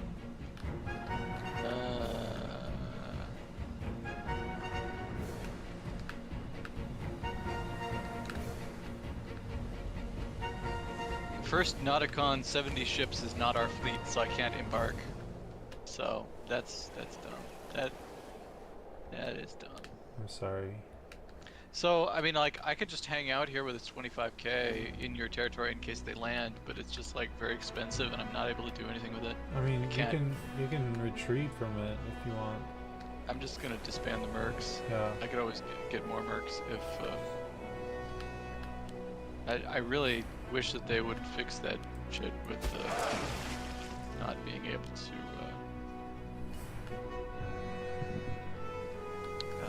get food from your ally. Because by the time I get my troops all the way through your territory, it's just crazy. Like, there's no way I would have food.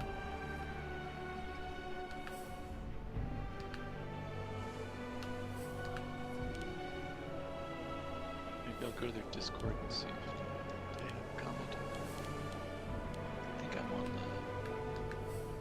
Imperator Discord. So many Discords. Divide and Conquer Discord and our Discord.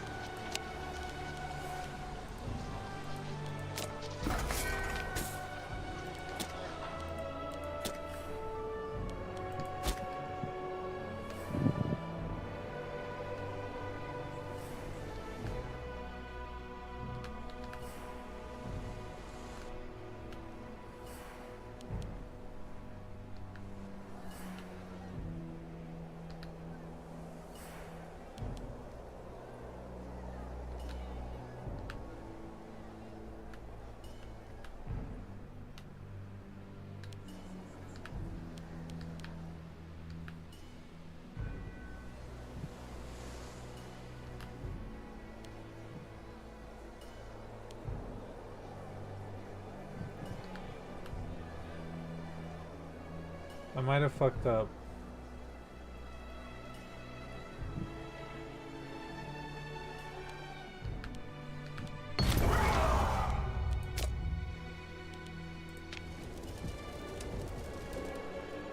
Oh shit. Oh my god, was that their capital? Alright. Oh wait. Okay, never mind. I thought something else had happened. Phrygia Minoris has taken Iconian. So, oh yeah, it looks like more provinces broke away and they're now in a war with Phrygia Minoris and a bunch of these little guys. So it's going to be hard for you to take much more. I mean, like, if you can get down to Cide and siege that, you might be able to.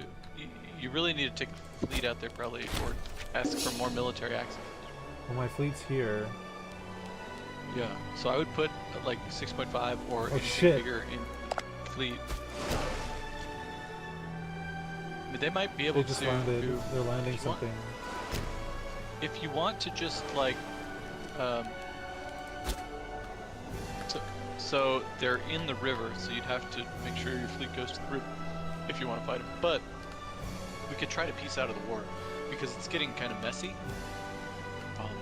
If assuming you could probably get most or all of what you wanted, so we should take a look at the war.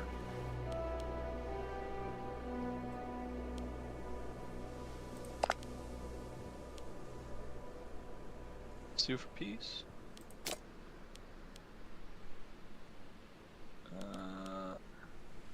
Why did they not think that they're behind?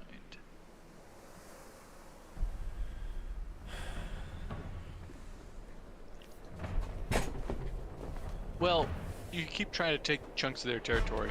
So right now, I mean, you're getting real close, actually. So in a few months, they would probably accept this. If you want to go grab any province capitals or fortresses that you can reach, it would help you get more score. Just make sure that you go after this invasion. Just if you have like a 7k stack, you can bring in from the right, a 6k stack from the left, and just kind of like box them in there. Don't let them retake the main war goal here. I don't know where they're trying to land, but maybe it says.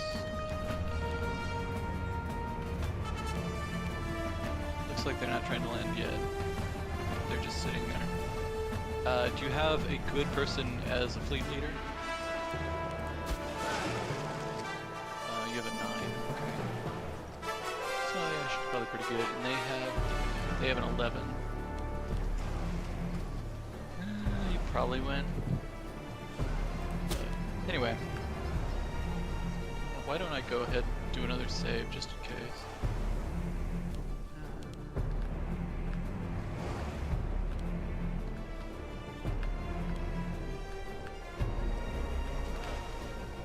Okay.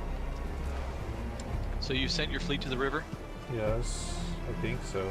The arrow went inside the river.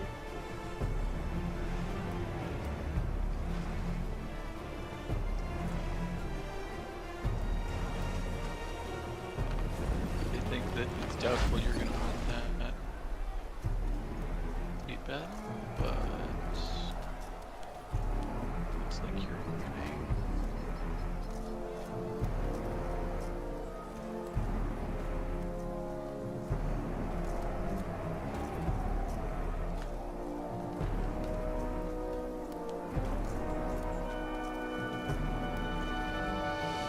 You could take this. You've got a 20k stack sitting there. You could go siege a couple of different areas, isn't it? It was, but you were like, stop staking his land or whatever. I told you to stop taking this. Yeah. You're like, you keep taking his land, so it's harder to sue for peace, even though you were like, go take his land. That's not what I said.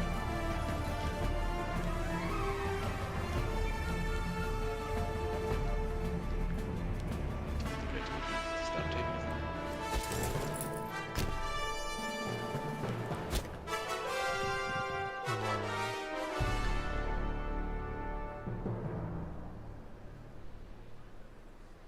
So that symbol means there's a fort there.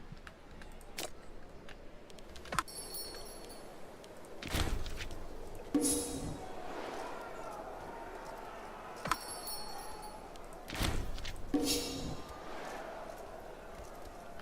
you're about to win the fleet battle.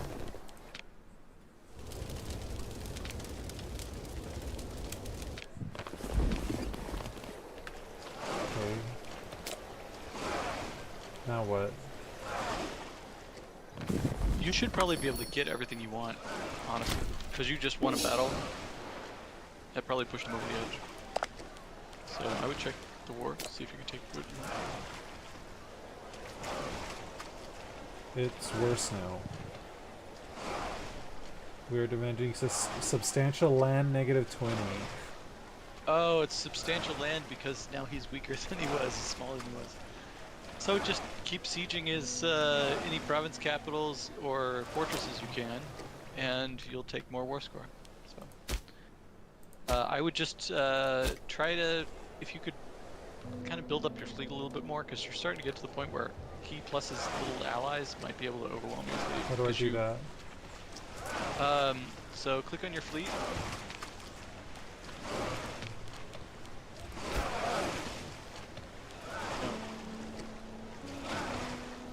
Okay, so you should be able to build to fleet somewhere. One of those icons should be built to fleet. It's probably the second from the right. Plus.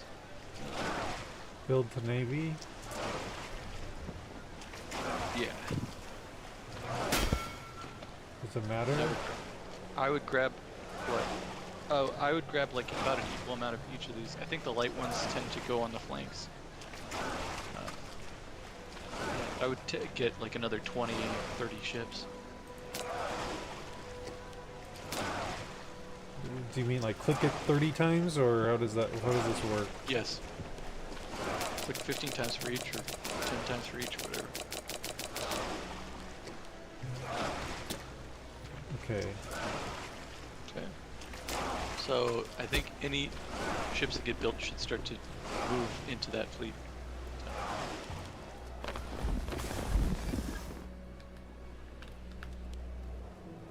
And you are attacking. I think you're also at war with the people he's at war with because they broke away from him. Yeah.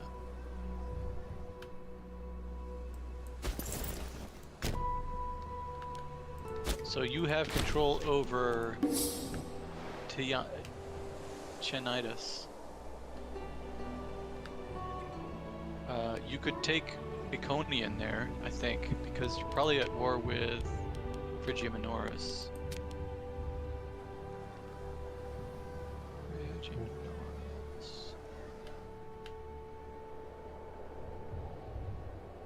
Minoris. Yes. Where? What? So, that's not the map mode you want to be in. You're not going to be able to tell who is what nation or whatever.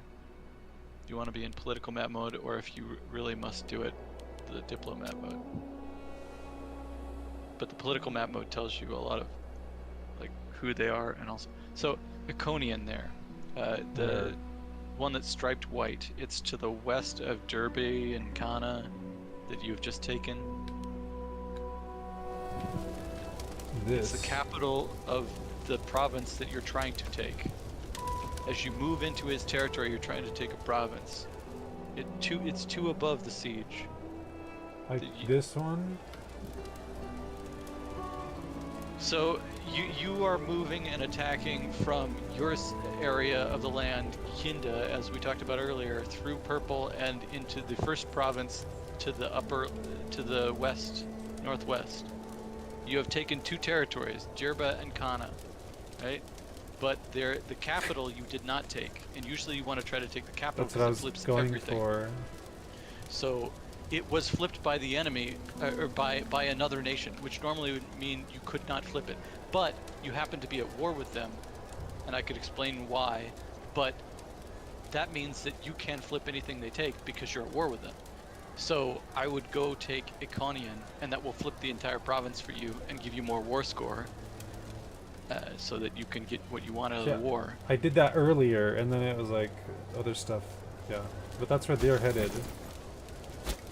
But I'm not necessarily saying stop sieging their capital, because now you've stopped your siege progress on the capital. I thought it was saying like it was finished sieging, wasn't it? Oh, it is finished sieging. Sometimes it's just really hard to see in the mountains and all this stuff. It's hard to see. But yeah, okay, good. So just take Iconian. And now that you have their capital, they should be even more ready to peace. I took it earlier. Now they have a 10k stack in the east that is retreating, but just be aware, you don't want them to de-siege. See, it's not doing anything. Like what is not doing? Like, I took it earlier. It doesn't, like, it's not doing anything anymore. Yeah, that is weird. I don't know why it's not flipping. It should be flipping now. So you did take their capital, so maybe that has flipped them to want peace. So yeah, they're very low. So I'm gonna pause it. Try to do the war request, because I think at this point you should have it, because they're very low now. Peace offer must be demanding substantially. I don't know, man. Like, I mean, you could keep on taking more shit. So, or you could just back off on exactly all what you want to retake, but I would just take more shit. But you just gotta send, armies over there to do it. You got 20k stack that's just sitting in there for a while. I would keep the 6 and 7k there to defend your war goals, because there's a 10k stack of theirs over there, but that 20k you could split in half and move to 2 different spots. and you've got the 10K that's just kind of hanging out too. So that would give you 3 armies to take territories.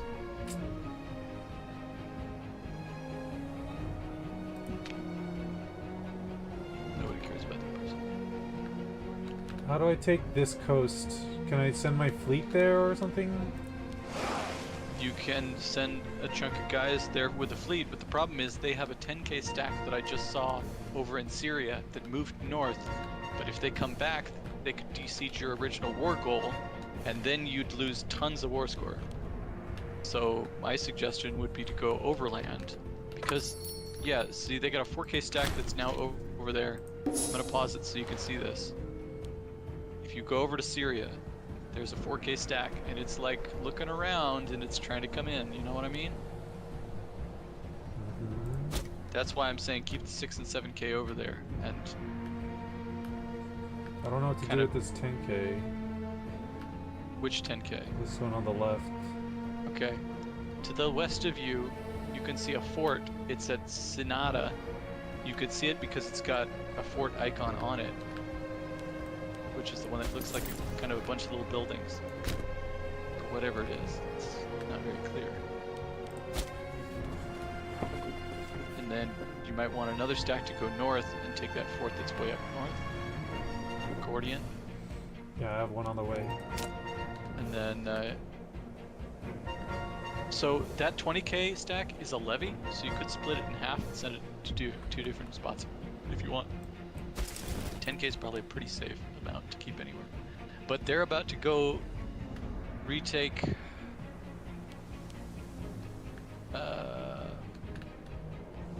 one of the provinces in Syria there. If you don't send your troops over to stop them. They're walking to their capital right now and about to retake it.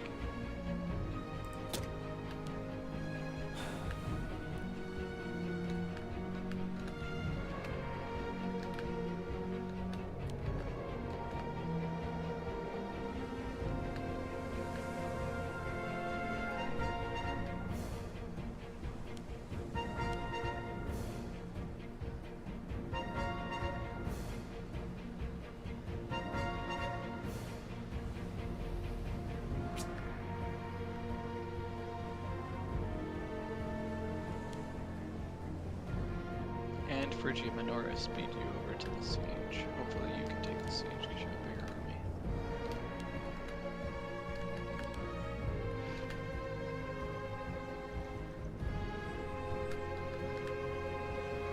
Phrygia Minoris is in charge of the siege. You might be able to assume control of the siege if you go to Gordian in the north with your 20K stack. That's where they were going. Can you click on the territory?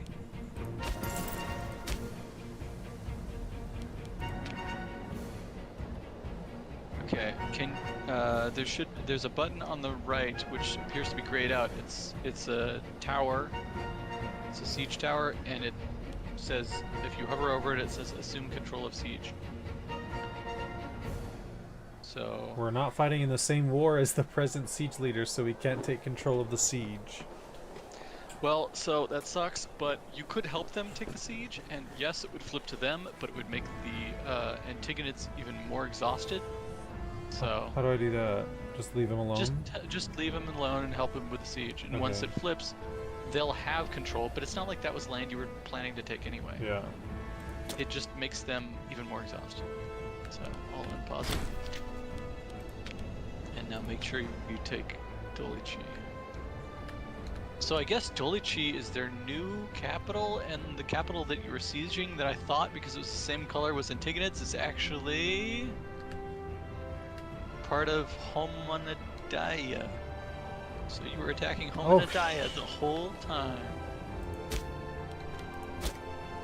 So they were retreating south, so I would just kind of chase them around, make sure they don't de-siege stuff. Oh shit, I'm being attacked by another force. Fuck. 8K levy.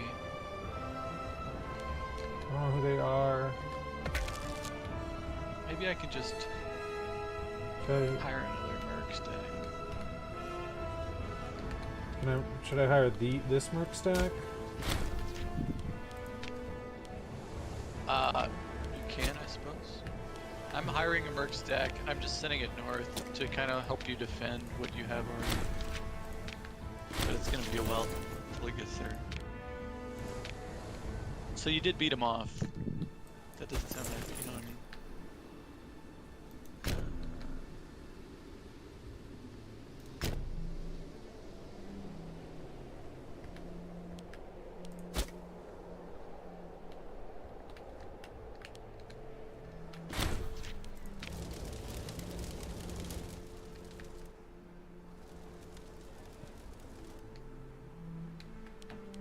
Peace imminent.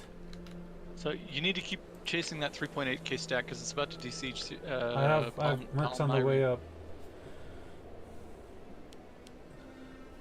We got our war goal automatically enforced in the following wars. Second Ptolemaic Antigonid War. No contest over the war goal. It is fully occupied. Ptolemaic may get province of Cilicia in an enforced peace. Currently there have been 52 days. Oh, you just took one of their forts. I wouldn't worry about that too much. I haven't found that ever happens. And we're almost the end of the year, so it'll auto-save anyway. If we just move forward a little bit on the timeline, you'll flip this whole province of Phrygia Peroria.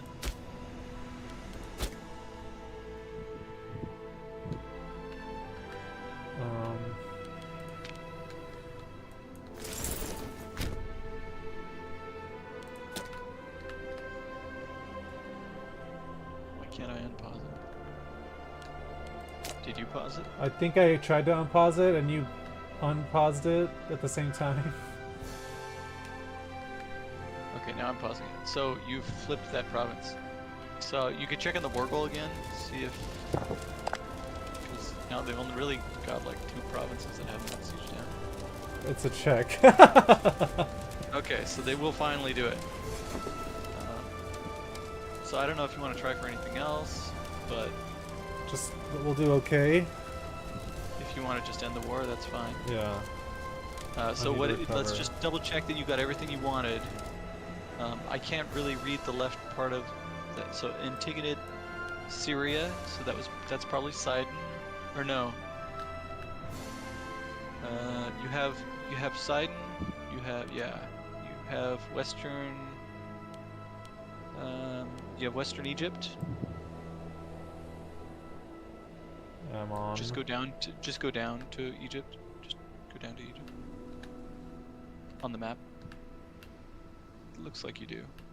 Yeah. I'll do a save and then you can accept it, and if there's any problems we can redo. 1 sec.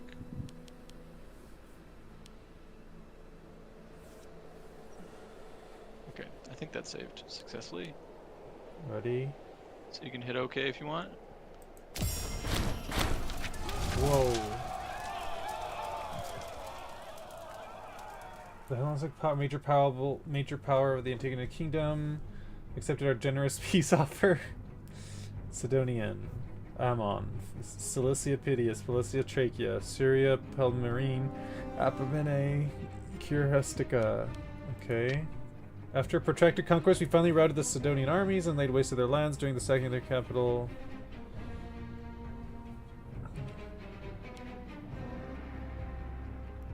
I like how when you started playing this, you would get into like a voice and do all sorts of exciting like tones when you're reading this stuff, and at this point you're just like, just. I'm mostly just stressed out. They keep coming up, and I'm just like in the middle of something. Okay, so they lose culture happiness no matter what. Popularity loses 5 aggressive expansion, lose 3 popularity.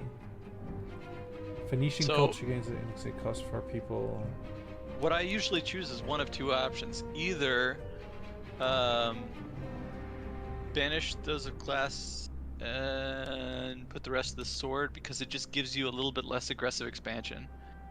Or pass judgment on the important families if you think that there's some sort of like important family you want to keep, like some characters you want to keep. But with a minor nation like Sidon, it's probably has no major bloodlines or anything like that.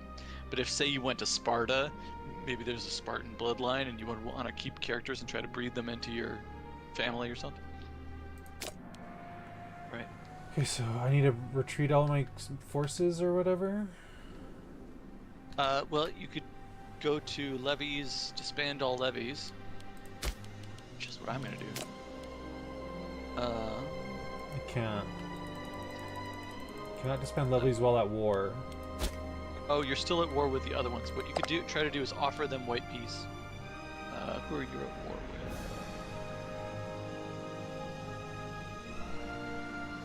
with? Zoria, Hamonadea, Olbay, and Tyrannitus. Another option is you could go try to take territory from these people, because they are right on your border, and they're along that line of territory you're supposed to take for your missions in southern Anatolia, and you're probably much stronger than them. You have control of Tinatus already, which is in the upper right. It's just striped green for you. I thought that was And the Antigonids. No, well, that broke away from the Antigonids. Okay. It used to be Antigonid territory for a while. So, you could aim to take Olbay, the red. You could try to take purple, Isauria. And then if you could take those 3 territories, then next time you war, you'd be on a front line with Antigonids, and you could just jump into their territory rather than having to cross over or something like that. But you right now have 41 aggressive expansion. People will dislike you more if you have a lot of aggressive expansion, but you're so big, maybe it doesn't really matter. Nobody's going to be willing to attack you.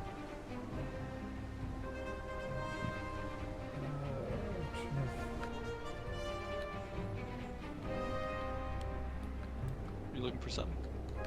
There's like a 4th kingdom in here I can't find. You could go back to your diplomat mode and see who you're at war with by clicking on your territory. Zoria, Olbay, Tyrannitus. I'm looking for the Homolabobula people. Homundiat, that's the capital that you sieged earlier. Oh. That's a 1 province minor to the west. Oh, there it it's is. at the very tip of the, yeah. Okay, I see so it. you actually still have that siege. You have that territory. So I have 3 of the 4. Okay, well, I guess I'll stay in war. You have control of 2 of the 4 countries in their entirety. You just need to siege. A mission task can be completed. The King of Sidonians! Sidon is owned by Ptolemaic Kingdom or their subject. I gain Cedars of Lebanon for 240 months. Ship recruit speed 20%. Shipbuilding cost plus minus 10%. Every owned port gains Cedars of Lebanon. We create a subject monarchy in Sidon. The King of Sidonians, a new king. Sidon is one of the main Mediterranean ports and trade hubs, among the largest and oldest Phoenician cities, renowned for the production of high-quality cedarwood ships and purple dye. The city has always enjoyed a considerable degree of freedom under her precedent rulers. While placing a number of our court on the throne might not be well received by the locals, setting up a friendly monarchy is the easiest way to... It's the best solution. There, We'll okay. read them out. Okay, so... This small nation... Where are you? You're Antigonids, Zoria, and Olbay. So we want to take them. Asking about your current war. So, Olbay has a fortress, and that's in red. And then Isora, on the very west of purple, has a fortress. If you could take both those fortresses, you basically won the war. Okay, and you don't need to go do that anymore, so I'll send you up here. Same with you. If anything's black flagged, you probably have to bring it back into your own territory and then send it out again. Oh, you can't just send them directly? Like... Not if they're black flagged and you never move them to your territory. Okay, so, well, you have to retreat back home. But you've got a couple, like 3 other armies in northern Syria that you can bring. Yeah, they're all moving Okay, unpause. Sorry. Now, the only issue is they're currently at war with the Antigonids, I think. So you need to make sure that you, well, if possible, you take control of the sieges. That Antigonids doesn't come in and take the capital instead of you, you know. But the Antigonids seem like they're on the back foot.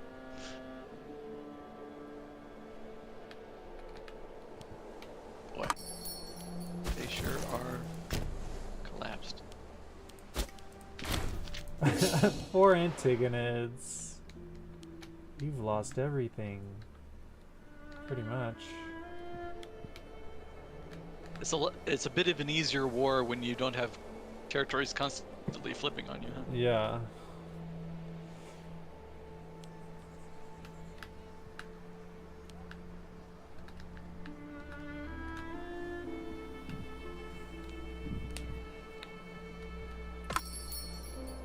Whoa, when did I gain this? Salinus Kilikius in Cilicia Trachea. How did I get that? I never sent anyone there. So that's part of the province. So when you took the province capital at Tarsos, which is the one with a fort on it, it flipped the whole province. Huh, I can use that as a staging ground to conquer the rest of this coast. Sure. We're no longer importing horses? Why not? No idea. But you can just go set up a new trader. You have plenty of horses actually, so you could do something else.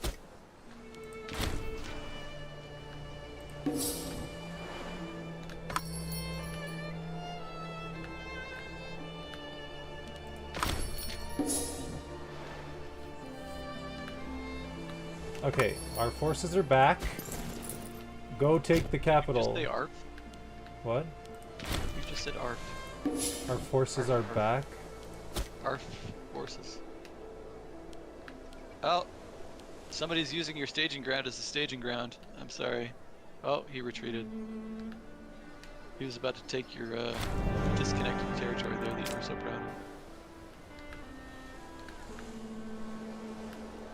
of. They're trying to besiege the Homodeus, Homon Adia in the west. Do you see that? So you need to force them off that siege and take the other fortress at Issaria.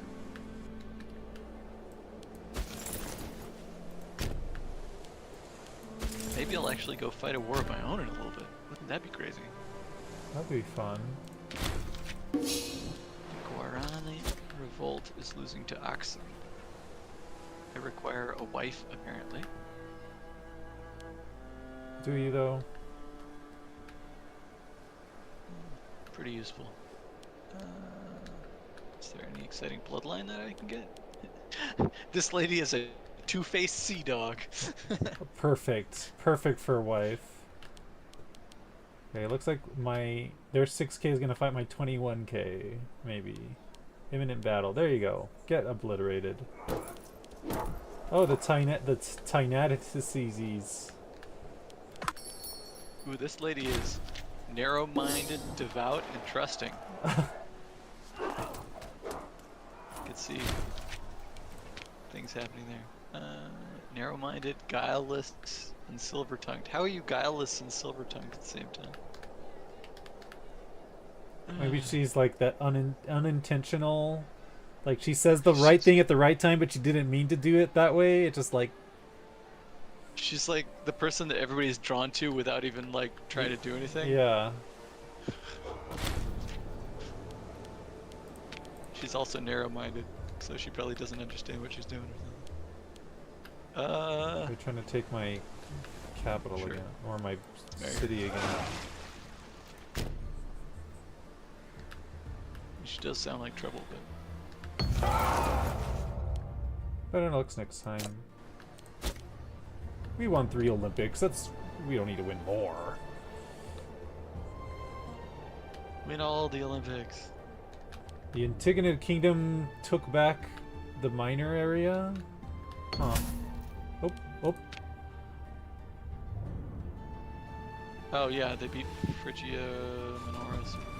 A mature individual by the name of Amane Shaber Eto amid approached our bacillus in private this morning. In a hushed voice, he spoke of a vision of the near future in which she was found by her loved ones, having been drowned at the bottom of a well. With shaking hands, she offered all her worldly goods to the estate in return for our protection. Classic story, Red. How awful. Well, she'll take good care of her. Ooh, I gained 69 monies. She gains 10 loyalty, but she loses 69. I don't care about you losing money. Convince her that all will be well. We gain 3 stability, and she gains 20 loyalty, but I want the money. I don't need the stability, do I? No. Sure, we'll take you in, whatever. Give me your money. The Siege of Olbay is won. Oh, we took the Siege of Olbay.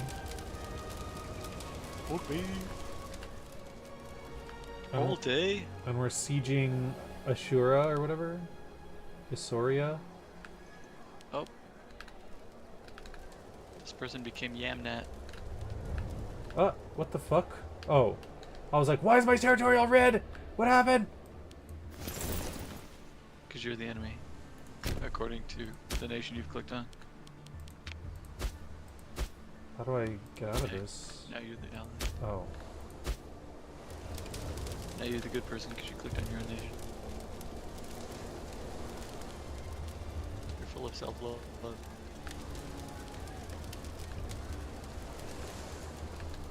I self-love myself 3 times as much. No. North Nubia is unhappy. I'm very unhappy. Because I've been converting her. Okay, we'll just harsh treatment you.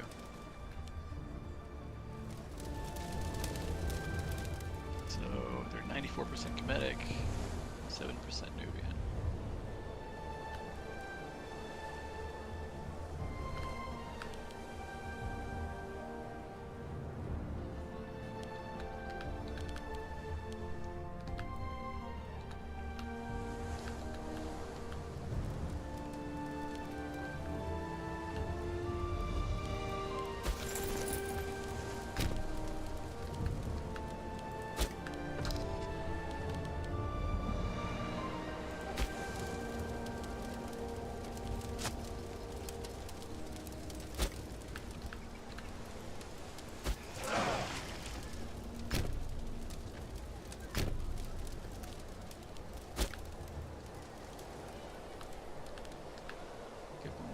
Inheritance.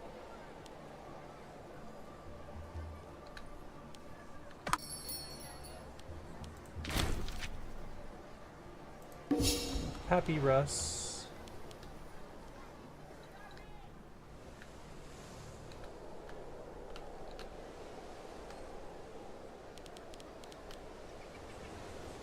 Periodic.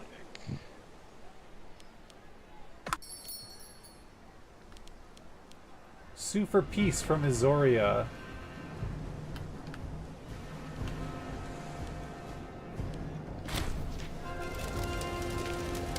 Hold on. Sue for peace from Isauria. We have received an offer of peace from the Anatolian local power of Isauria. They are offering us the following terms. We can negotiate on behalf of our entire alliance. Thebes to Ptolemaic Kingdom. Or Thebasa.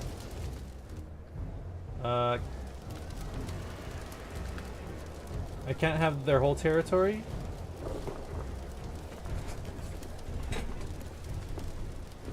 Do I What's going on? Azoria trying to sue for peace, but they're only offering one of their provinces to me. Yeah, don't accept their their offer. You basically almost always want to just tell them what you want, rather than just say, "Oh, sure, whatever you guys would like, I'll just take it."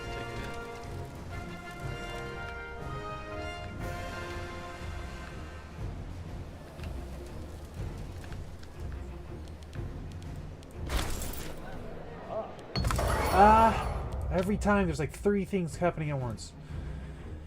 Overtaken by a smothering intense depression, Ptolemaeus has sunk into a downward spiral from which we are worried he will never return. We can only pray that fate smiles kindly on him. In mourning. Charisma -2, zeal -2, health -20.20%. Depressed. Plus, it says a plus, but It's all minuses. Minus 1 finesse, minus 1 charisma, minus 0.10% of saddening. I can't... See, I don't get it. Why it gives me an option to click a button, and it's like, there's no options. It's like, oh, this sucks for you. Granaries rated. It doesn't matter. We ever see it seems to make tension worse by forcing a case will not retrieve stolen goods.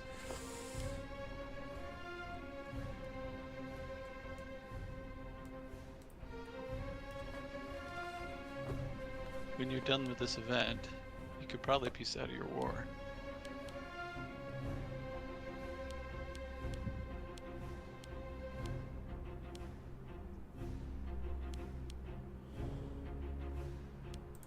Whatever. Okay, what were we saying? I can piece out of the war?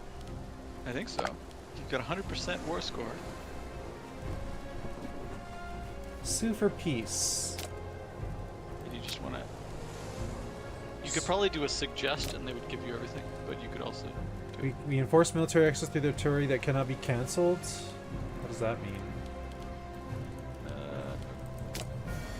Is that what happened when you hit select? No, it was there from the beginning, and Suggest? hitting suggest doesn't do anything. Reset? Nothing. We enforce military access through their territory that cannot be cancelled. Oh, The war goal, take Azoria to gain military access, blocks this treaty.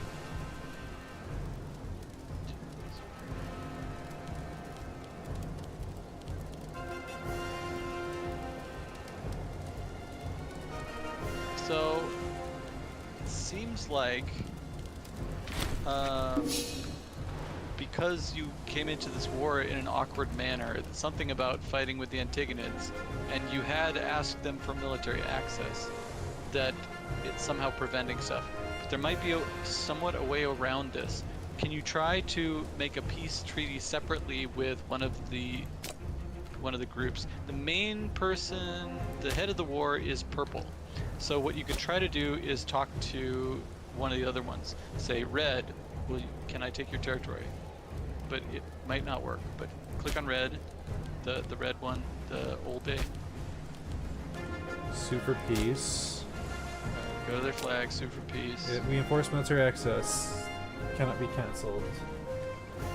Yeah, so I guess just because of the way that the war started, that's unfortunate. Yeah, sometimes you have these weird wars that, if they're not started with a claim to take land, then you can't take land. So I guess you just gotta peace out, which is unfortunate.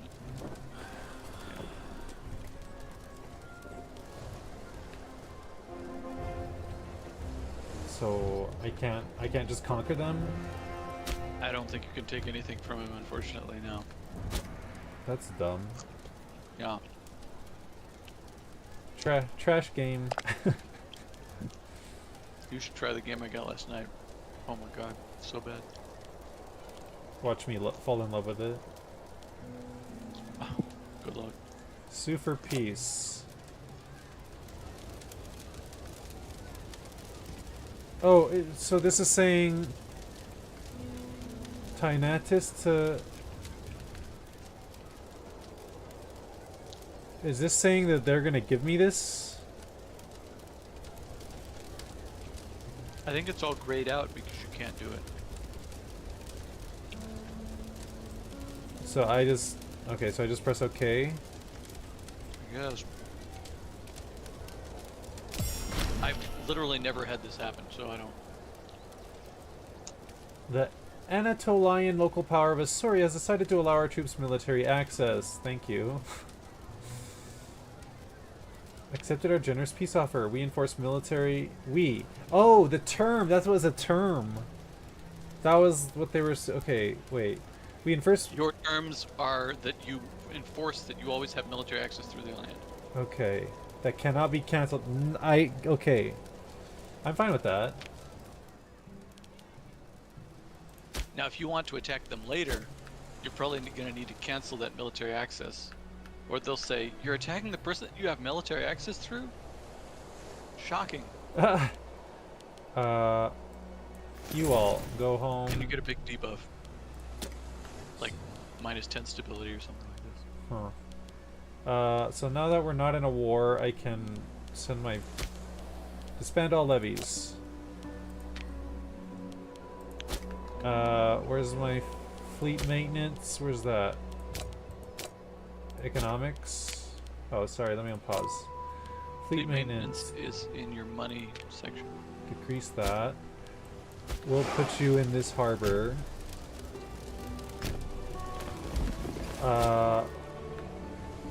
And then Macedon. Sure.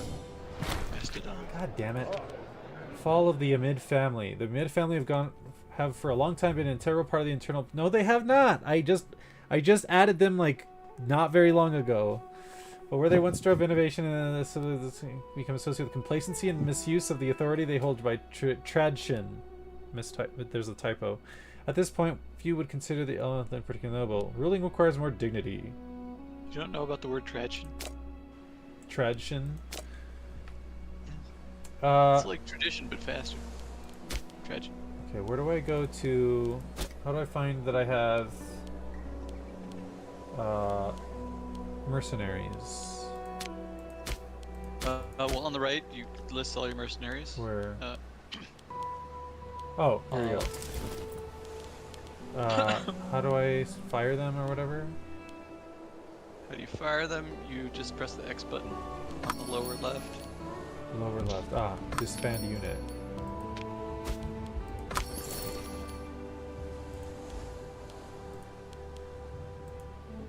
They're locked in movements, they can't do that yet. Yeah. So as soon as you stop them, you can.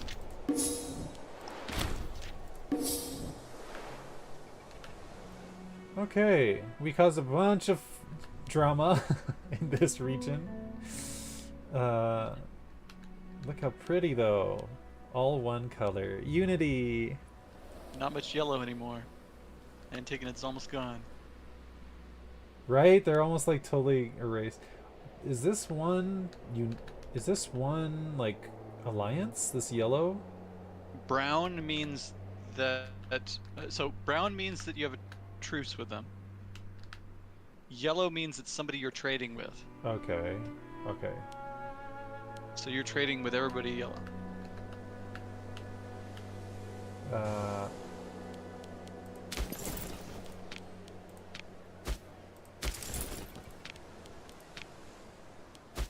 Okay, no wars going on. We took all of this cool stuff. What's going on over here? Over where? Aristomachy Magus died of dysentery. You could knock out those coastal cities as well. You probably need a claim on them. The coastal cities in Syria that are part of your event chain. Zosimus Amid the Wolf was murdered at the age of 58. He was governor of Upper Egypt. He was a Ptolemaic minor character. Okay. One moment, please.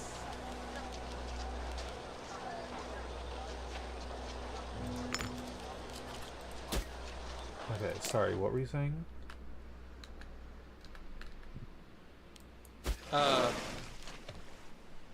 One of the easy things you could do at some point here is knock out these two little nations in Syria that are on the coast that are part of your mission tree. I was planning on that at some point. Yeah. And now that this That business should be a pretty easy one for you. Now that this business is complete. If you get bored of being at peace. Yeah. That's a whole mess up there in Asia. You gotta fight like, and I call it Asia because that's what they, as far as I understand, the old Greeks used to call Anatolia Asia. It's funny, I was looking at, so I follow this ASMR channel and he'll draw maps for like 2 hours. Sometimes it's fantasy, sometimes it's historical. And he did a map of the Roman Empire at the height of its size. But he was using the traditional Roman names for those provinces. And so like the name Africa comes from like one tiny province over here, but because of the collapse, of the Roman Empire, people weren't sure. So this one tiny province became the name of the whole continent, and like Asia was one of them. There's like one little province over here called like Asia Major and then Asia Minor, and then at some I point can't see it. If you're pointing to anything, I can't see it because you're on an ad. I'm not pointing to anything. I'm just like zooming in and out. But like there's like a little province, Asia Minor and then Asia Major, and like after the collapse of the Roman Empire, just this whole region of the earth is now Asia because we forgot which one was which.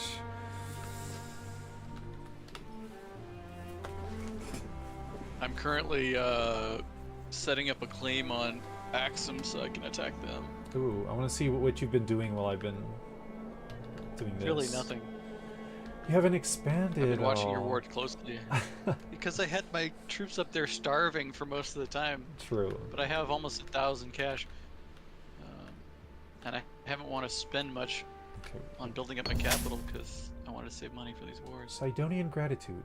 The protection you have offered Sidonian have made a lasting impression on the people. They have approached us asking to be more closely integrated into our country. Sidon stops being a tributary of Ptolemaic Kingdom. They become a client state. Gains 10 opinion. Sure, whatever. The only issue with that is it might take up a Diplo slot. So you want to be careful going up with your Diplo slot because then it'll give you negative modifiers to your political influence gain. Although you have almost 500 political influence, or whatever points are called. Yeah, political influence. So the max is 500, so you should use that. How?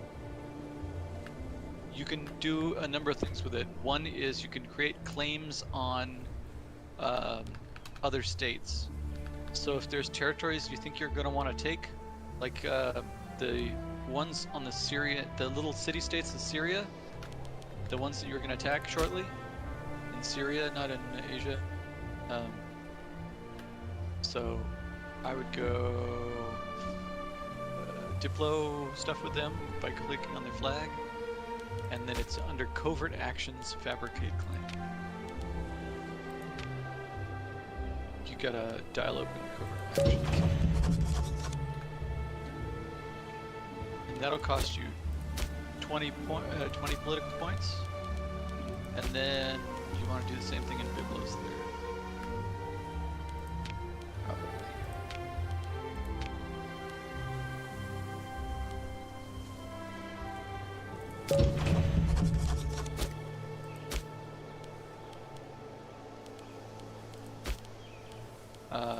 And anywhere else that you might want to expand into, say Olba, Isara, and Tinnitus, you could claim on them.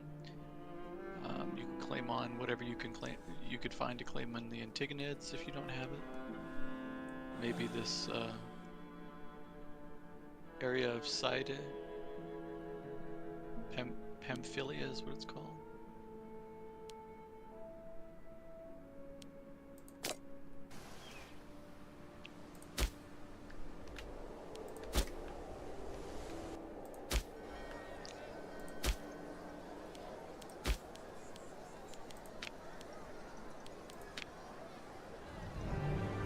We already have claims on Pamphylia.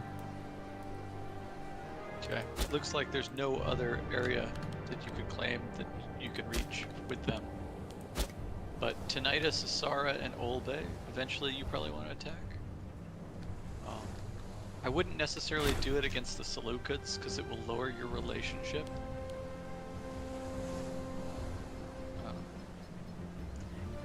So another thing you can do is, as a quick side note, is you could improve opinion with the Seleucids if you want to kind of make them less likely to attack you in the near term.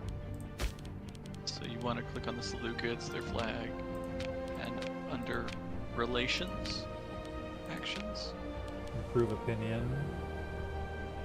Improve opinion. Send an insult. So right now they really hate you, and it's because you've got a fairly large amount of aggressive expansion. Also, okay, you're in appeasing stance. That's good. So, I think I mentioned this briefly prior, but in the lower right of your Diplo screen there, if you go back into Diplo with whoever, say the Seleucids or something. So in the lower right corner of that screen, you see your stance. That's like in, I don't know what to call it other than the stance. Oh, I got all these freaking stupid pop-ups. Okay. Pause the game. So It's their you can opinion of us. Click basically. on the dove button, and it's a you dove? can choose any of these different stance. And appeasing stance is basically what you want now because it degrades your aggressive expansion much quicker. But there are other things that can give you other bonuses. Mercantile stance can help you make more money, or bellicose stance can help you take less score cost and aggressive expansion for taking territory, and so forth. This game's really complicated. There's so many little tiny things all over the place. Yeah.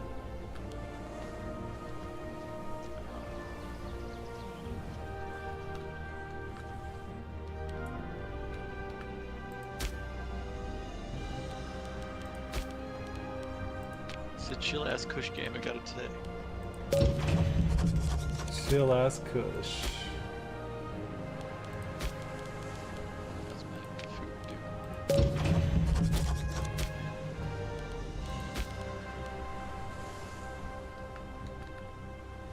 I'm gonna ask for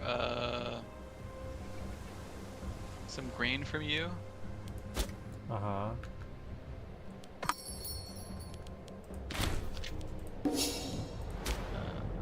How do I do what? What? It just opened You your accepted whatever it was. it just opened. Oh shit. Did I misclick it?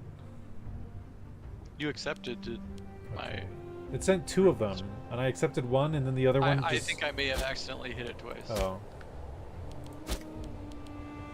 What's this military tradition thing again? So it's just a permanent military bonus, and you can pick which. And you've got 3 of these that are unlocked based on who you are. So you have one that's related to being Egyptian, and 2 that are related to being Greek. Oh yeah. And you've probably gained a couple of these already. So you could see if you were going down a specific tree.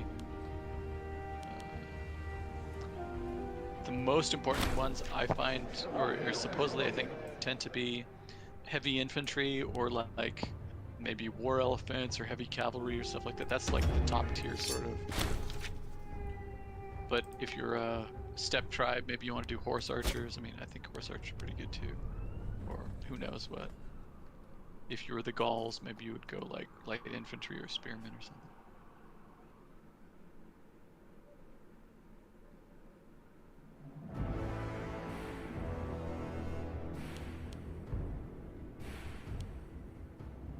Money, money, money, money. This is weird. I don't like how it does this. Sorry, I'm gonna pause it. What's it? So it's like Archimedes Legates, one of my children or something, has come. Like, he's restless. He wants a seat in government, and I'm like, sure, I'll give him one. It doesn't give me the option. And it's like, hover over the character. The character, not the. Yeah. Trying to see who he is. Yeah, he's probably like a brother or something. yeah, he's my ruler's son, or one of them. Oh, okay. And it's like, yeah, I want to give him an office or whatever, but like it doesn't give me the option to. It's just Well, like this you bar don't here. have to close this window. You could leave this window for a moment, because like I find it a pain in the ass if I close the window, I forget who the hell the person is. So I leave the window open and I go over and I find him in position. Wait, So you that's can what... just go into your government tabs. That's what I'm saying. Is like the screen that's telling me this doesn't give me the option to do that. It's just like, I know. here's this single button that fucks you over. We'll be giving you no other recourse. You have to go and. I agree. It's like awful design. Anyway, what am I doing? Well, if you hover over any of those top right corners, it will tell you how many slots they have versus how many they expect. Like the green corner, or the blue corner, or the. And then you can just find a house that has too many slots, and you can also check on your guy and see what is he good at, because each of these positions is related to one of the 4 qualities.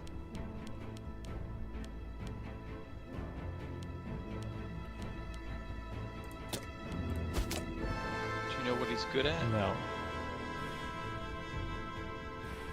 He's good at military or laurel. Well, and kind of the scroll too. So, military or laurel would be your best shots, and then you can just close. Yeah. Can I replace this guy?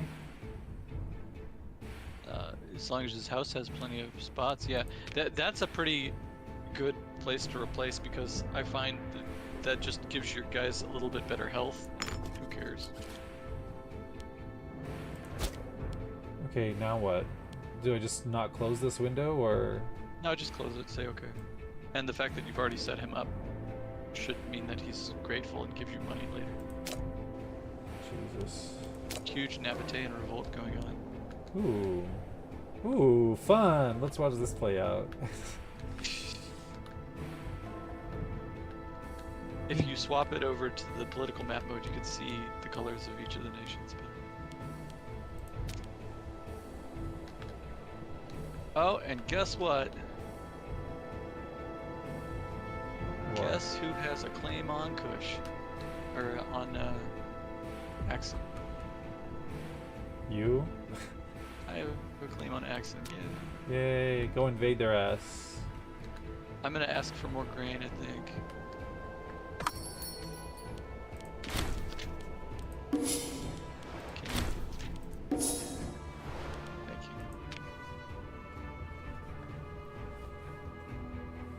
Raise all levies. Now we can walk them down for a year. Ooh. Religious. Okay, so what's the religious thing I wanted? I just got prescribed canon earlier. The Olbian Civil War. Oh, there was a civil war in Olbe when we were fighting him. Whoops! Oh, okay. It's not even big enough to have a bloody civil war. The loyal forces of Ligamus Haternator utterly crushing the rebel armies led by Dadamines Abanadidid and his scheming cohorts. The LOL forces. The bloody battle of Holmoy decided the war when loyalists were and saw them to a man. The outcome of this war is largely irrelevant to us, as we don't consider them a friend or enemy. We also have to be careful. Okay, whatever. Sack of the Aphrodite Array Temple. The great temple in Taurus dedicated to Aphrodite has been sacked by the forces of Rome, where priests should only bring bad fortune upon their people. We will remember this crime! Ptolemy loses 25 opinion of Rome. The holy site in Taurus will be destroyed. Who can blame the soldier? Should I soldier? marry the cautious coastal raider with an infection, or should I marry the immature coastal raider who's lapsed and foolish? Or I could marry the just, tolerant, modest, but jealous lady. One of the pirates sounds better. Which? I like the pirate with an infection. I'll marry the pirate. Which line am I going for in the religious advances? So prescribed canon is one good one to hit for. The next is probably formulate worship and ban witchcraft. So right, it's basically straight down from prescribed canon. Ban witchcraft and then formulaic worship. Formulaic worship is a huge boost on the speed of conversion. Okay. And build cost 5% doesn't hurt much. It's pretty nice. Okay. I have a lot of money. Do I only need one troop to do this? Oh. Oh shit. They just get 2? They just got me 2 advances. Oh shit. Ban witchcraft. Although I would never do that if I was actually ruling something. I hate this game that makes you choose dumb stuff that you wouldn't choose just for gameplay purposes. Well, you don't have to go do that. It's like, why would I ever ban witchcraft? I would say you probably want one army for each of the territories you're attacking, and you probably want to put that army on next to the castle, so that you can jump across and kill the people as soon as they raise. Archimedes is settling his new role well. Whilst he is of the belief that this was only befitting a man of his stature, he's decided to show his gratitude by offering a small donation. How kind! More money for the war! What is this? Available decisions. Ooh, Pharos Lighthouse? Oh shit. I would leave 1,200 money, but I would build the Pharos Lighthouse. I just got military tech that gave me 3 free province investments. Build costs minus 2.5 and found city costs minus 10%. That's pretty huge. Yeah. I would save a little bit more money because you might get another event or two that's like, do you want to speed this up or make it better for another 300 gold or something? So you might save a little bit more money. Uh-oh, the Dahai. From far-flung where the wild Scythians ride, there were rumors of a war. Bright stars appeared promising the Dahai a new home amongst the lands to the south, and messengers from all around bring word of preparations in the steppe. We would be wise to consider our situation. Even the stoic Greek kings would fear this threat. An invasion of the promised magnitude has the potential to destabilize the world as we know it. Is that Genghis Khan? No, it's the steppe, basically the Parthians. Oh, shit. Genghis Khan is 1200 AD, or 1300 AD.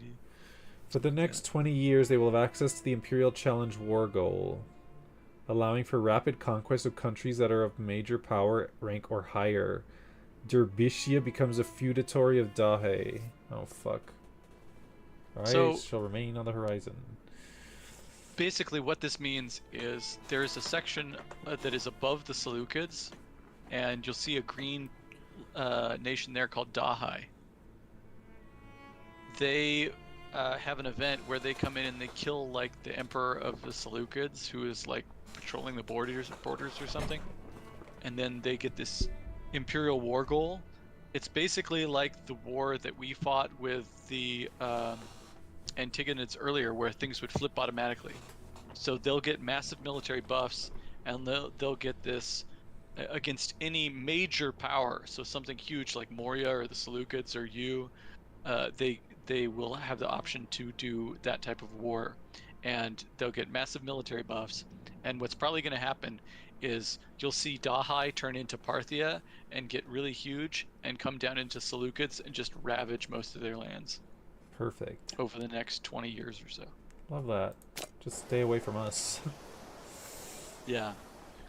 Well, I haven't really had much trouble with it, as long as you're not the Seleucids and you kind of try to stay friends with them or not be too obviously a bad guy right in front of them. Oh man. Come on. War. You're starting a war? Well, I'm waiting for my troops to get down, then I'm going to attack Axum. Because my mission tree...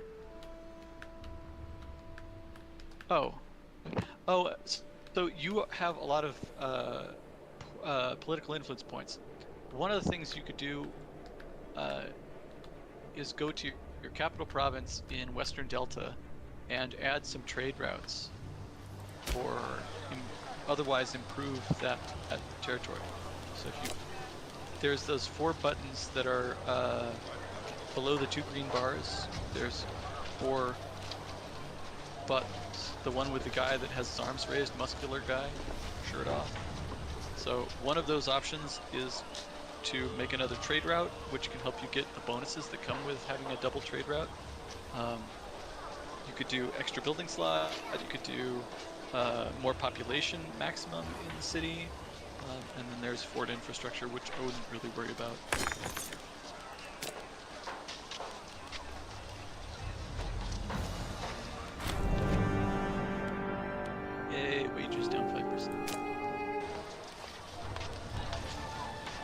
Can I build some stuff? Yes. But that's going to cost you probably 1 to 200 or so for every building. So just if you're saving up for a lighthouse or something, what you might want to do is check your technology tree. It said we have my claim on yes. this is complete. Yeah, you have to wait for it to hit 100, so it just hit 100, so now you have the claim. What you might want to do is go to your tech tree. Where's that? The technology section, that's the wheel. The bottom of the wheel. Yeah, you guys are the claim. So in the upper left side of this, you can see how many total tech points are coming in from your various territories. So you have 116.7. I have 28.6 because I'm pathetic and weak. And then the next one over is your research efficiency. That's basically like how fast you are relative to other nations. And so yours is at 125 flat, right? You see where that is? Yeah. So if you hover over it, it'll explain that to you somewhat. But normally you have a maximum research efficiency you can't go by.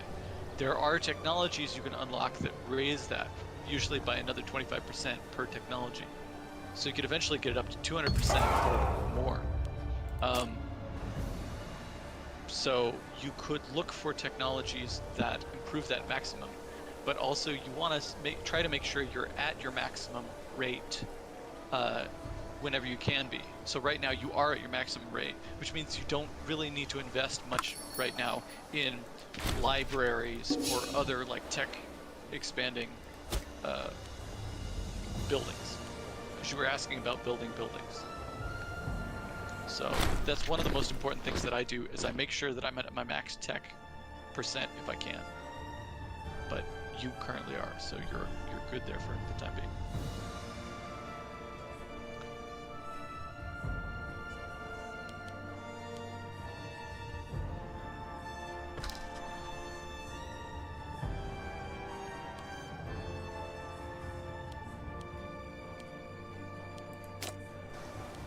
Okay, so hold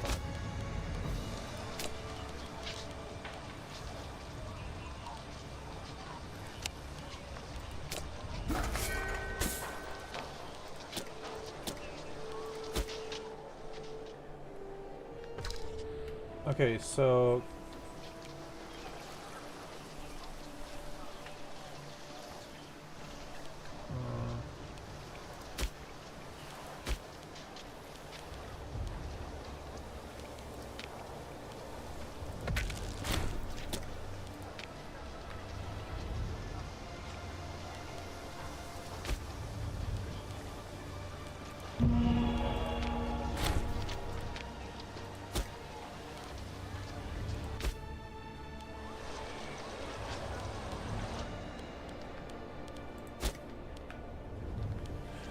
If you have disloyal provinces and you want to fix that problem,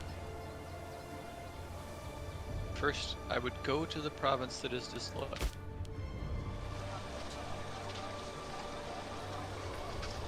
Now you've got the governor's portrait, and then you've got to the right, you've got the guy that's proselytizing with his arms raised with a staff. Jesus. Right? Sure. So right now he is converting the population, but what you swap it to is a different policy. But I'd have to see it. Can you click on it? Harsh treatment is the one that helps you regain control over the province. Okie doke. And you can always hover over that loyalty hand and see how much is it gaining or losing per month, and what is the reason. So should I start a war with these two territories here? Sure. got plenty of money. I would have 2 armies and jump on both of their fortresses Oh, immediately. hold on. Let me give him. Let me recycle him a little bit. Get him some. What do you call that? Morale. Recycle So them they're for gonna be morality. They're both going to be allied, so they're going to immediately raise troops at both of their capitals, and they're going to immediately walk off and start trying to fuck with your territory. So I would have an army next to each of their capitals, and jump on those capitals at the start, and then you don't have to chase around 2Ks the entire time. Philippolagus gave into lung disease. Gave in like it was a choice. 52. God damn it! Sorry, a billion things happen at once in this fucking game. Yep. Tell me about it. But nobody listens. I complain about that shit. Crisis in Armenia. The recent death of the Armenian ruler has caused a great deal of political disturbance in the country. Get to take advantage of the situation. Numerous Sakis and blah blah blah blah blah blah. As a nation of Armenians and interest, whatever.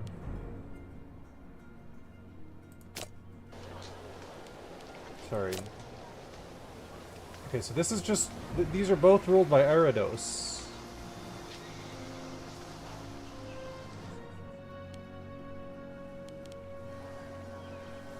I'm confused by what you're saying.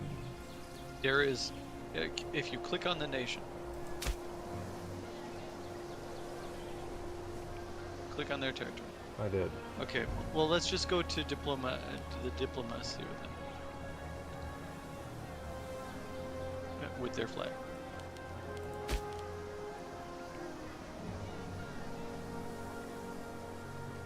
Okay. If you were to declare war on them, just do declare war. I did. Okay. You see that they will have an ally that joins the war with them. Enemy allies That's Byblos. So you need to be prepared to jump on not just their territory, but also Byblos' territory. Oh. Byblos is that one down below, right there, the kind of teal color. That's why I'm saying put one next to Byblos, jump on it immediately. Put one next to Arados, jump on it immediately. Yeah, that Otherwise, you have to deal with that stupid, annoying 2K or 4K just running around your territory, capping anything that doesn't have a fortress. Yeah, that was, that's why I was confused. I was like, what are you talking about? It only has one. You can always check by practicing with a declare war screen like this and seeing, oh, they have one ally that'll join. Okay, so Where are they? So they're ready to fight. Let me just wait for them to get there. I'm gonna go to war here. Okay. I will not call you in.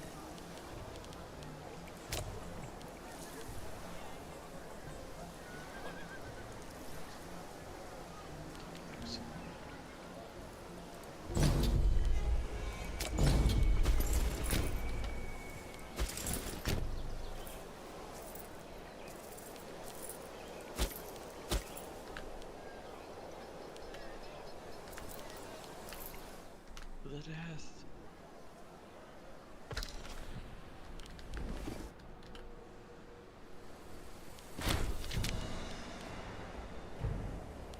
I'm pausing real quick.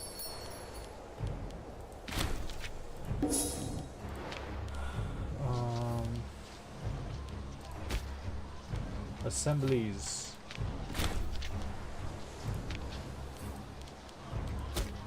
Hold on. Maintenance.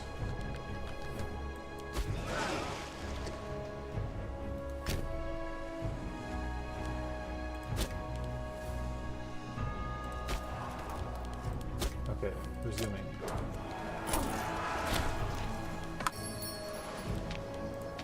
Damn, this is a good deity. Holy shit.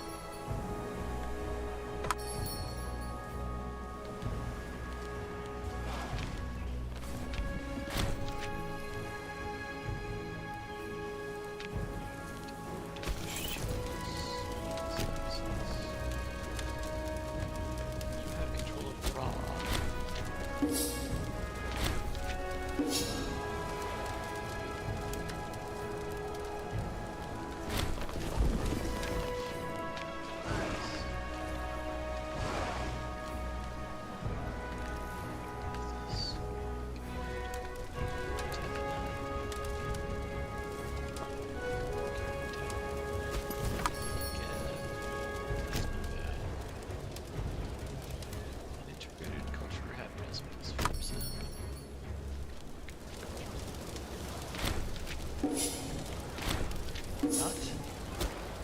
Get a goddamn nut. Newt. Gives hostile attrition +2. That's huge. And province loyalty +2. Make Memphis.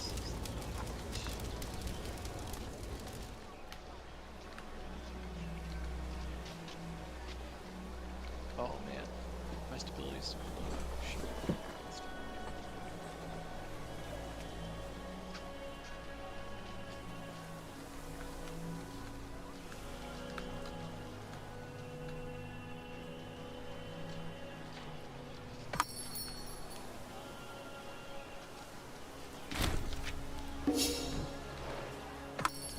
No dang mercenaries down here.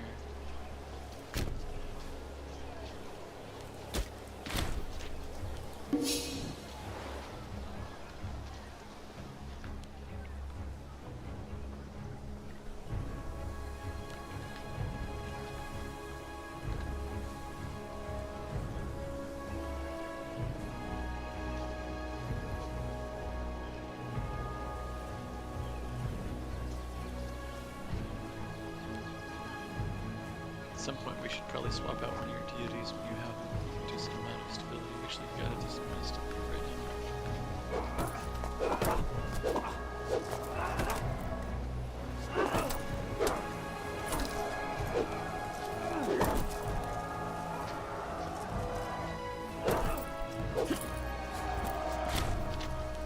Band of Raiders is pillaged.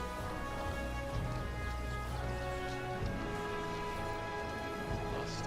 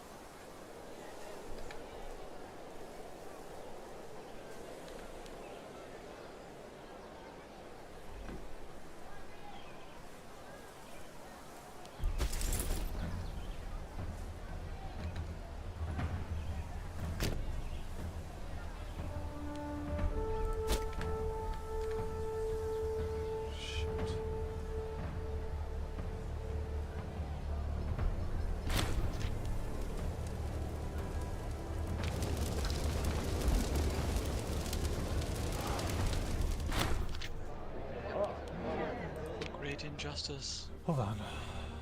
Patience is a virtue. The Agathon Legates has been becoming increasingly restless. Another of my children. What are you?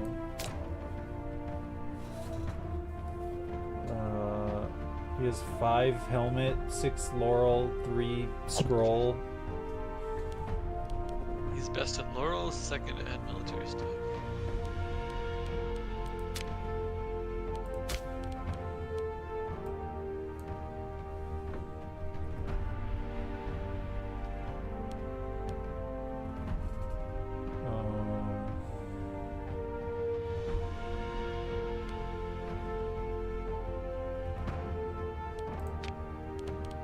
What's his name?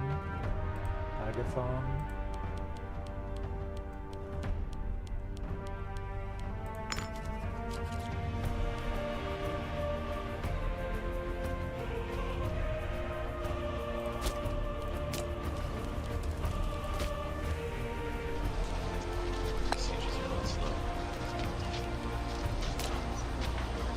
paused. Sorry. Oh.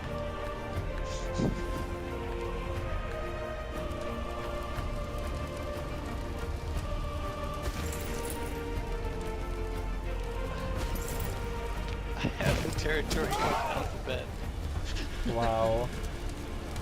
It's not alphabet, but it's alphabet, which sounds exactly the same. Now is it back? Yes. Bye, lady. Oh, that's a man.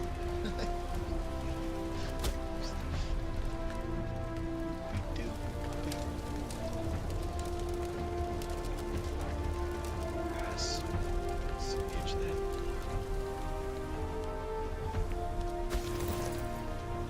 Take them hats. That's cool.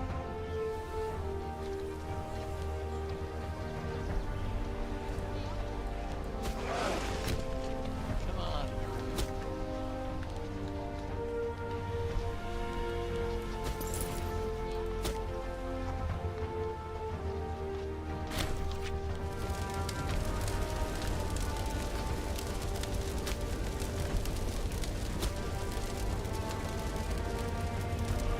So I want both the sieges. I'm at 100. I can sue for peace. Suggest. Biblosian, North Phoenicia, and Aradosi, North Phoenicia, the Golden Kingdom. Okay. That's fine. Sometimes you might want to double check and see what the mission wants, but I think as long as you control it, it's fine. The Aradosi lead after protracted conquest of finally rooted the and laid waste to their lands during the Saxons. They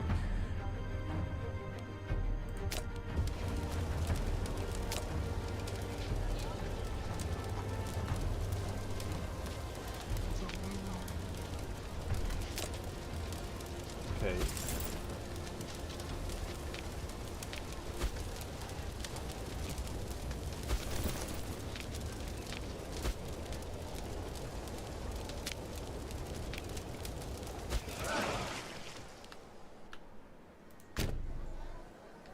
But do you ask, how is your war going, Matthew?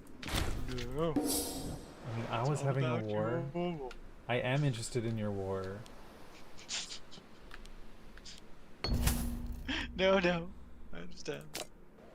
I'm at 2,000 money. Can I build my lighthouse now? Probably, yeah. Ooh, a mission task can be completed. The Phoenician sailors. I gain navy maintenance cost -5. Monthly ship repair C plus 0.05. Ship damage taken -5. Sure.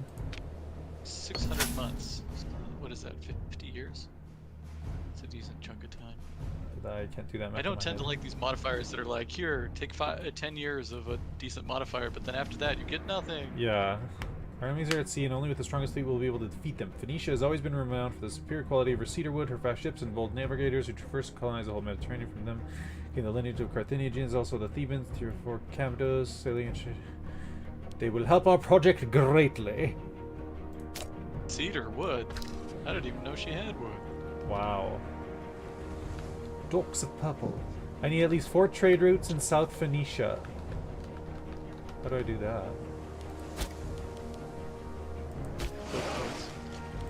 Oh, trade routes. So you want to go South Phoenicia. First, find the places South Phoenicia. Looting, be quick. Looting, jump over them. Political? So you're looking for South Phoenicia. The regions map mode or whatever it is. The province map mode. So it's your right now you have it set to your 6th from the left. 6th from the left? Yes. This Go is left so- and then count 6 over. Province. Okay, South Phoenicia. Okay. 8 of 8. 0 of 0. Okay. So right now you have Yeah, so you can pay some of your massive points there to create new trade routes. That's one way of doing it. And with those 4 buttons, right? So I would start a trade route.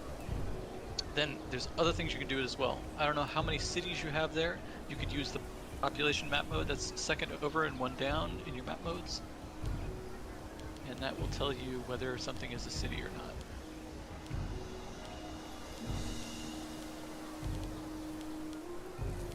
Two over, 1 down. Territory map mode.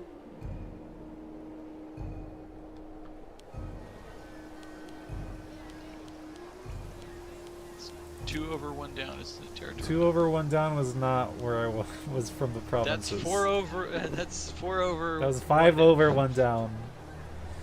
It's not 5 over. There's 1, 2, 3, 4. Okay. So now you can look in. Where are you? What is the territory? It is South Venetia. South Venetia. Okay. So you have anything blue, that's a city. In cities, you can build a bunch of buildings, and the building that adds to trade routes is the marketplace. So you could start building marketplaces. Every marketplace you build gives you 0.2 of a trade route. So if you want to add a new trade route, you need to build 5 marketplaces. And you'll probably have a certain amount of trade route, like 0.8 of a trade route or something from all of what you have already. It's so weird that you get 0.8 of a trade route. It's pretty weird. Hold on. So, Pharaoh's Lighthouse. Can I start this? Enact. It will be our shining light.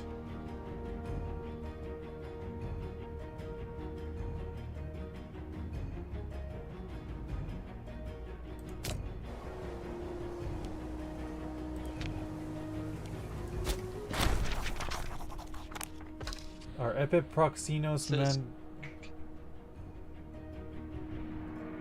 Dominant culture is not integrated culture.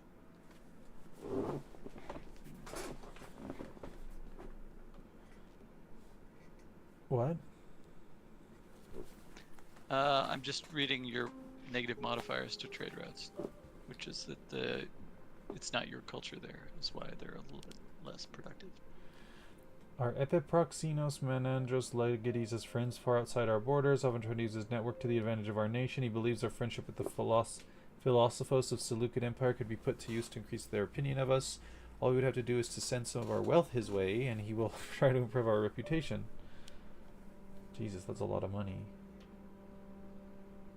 Here, marry this 48-year-old immature coastal raider. Foolish. Arrogant lady. Okay. There you go. A suitable match for my son. I guess.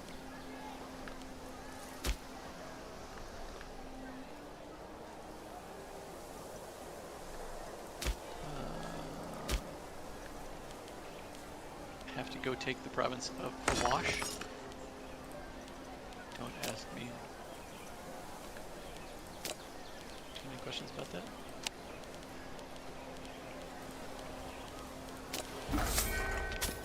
Go take a wash. Go take a wash. Why was I trying to do trade routes? Oh. Because that's what the mission tree asks you to do. And you always do what the mission tree asks you to do.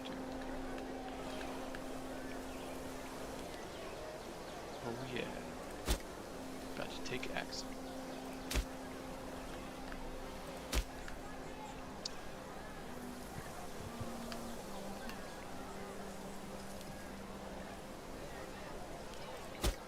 So you won your lovely little war? Mm-hmm. I now have this entire coastline. Good, good. I'll be taking you eventually, Olbay. And C-Day, or whatever. From the Antigonids again. Our third war with the Antigonids will come soon. You could probably do a claim on Tiatis up there as well. I couldn't Tiatis. earlier. They didn't let me because Really? I didn't. Yeah, but I can try again. Why is that? Because you don't border somehow? Something like that. Yeah, see, they have So no you do have a provinces with which pass. we could conquer in a war that we could fabricate a claim upon. Only coastal provinces in our control range or those adjacent to our territory can be claimed. That sounds like a slight glitch because you can see there's a pass there. Yeah. Yeah, dude, I had a serious problem because they've got this map set up. I think it's probably to protect people from Moria, but like anything in northern India, there's like a impassable area there which blocks you from doing a lot of expansions and stuff. Protect people from Moria? Is that what you said? Yeah, because like Moria is massively huge at the first part of the game, and so anybody in the north would just get raffle stomped by them pretty Oh, easily. Moria's been annihilated. It's just like tiny now. Yeah, I turned on Morian Collapse, I think. Oh, come on, just get there. When you said Moria, I thought you were talking about Lord of the Rings Moria. Moria. The like- mines of Moria. In India. Sidon. So close. Just gotta 100% this. And then I'm gonna take all of Aksum. You gonna be ready for watch that Sure. flip? And I popped it. Alright, pause the game. Go down to Aksum. The Shire. So I have 1119 pops, they have 310. And now Wow. You took it. Look at that. How cushy of you. Peace, it says in red. Are you? Peace. Yeah, like. Are you gonna be taking Blemish? Or Blemia or whatever? Yeah, probably. Can't let you have it.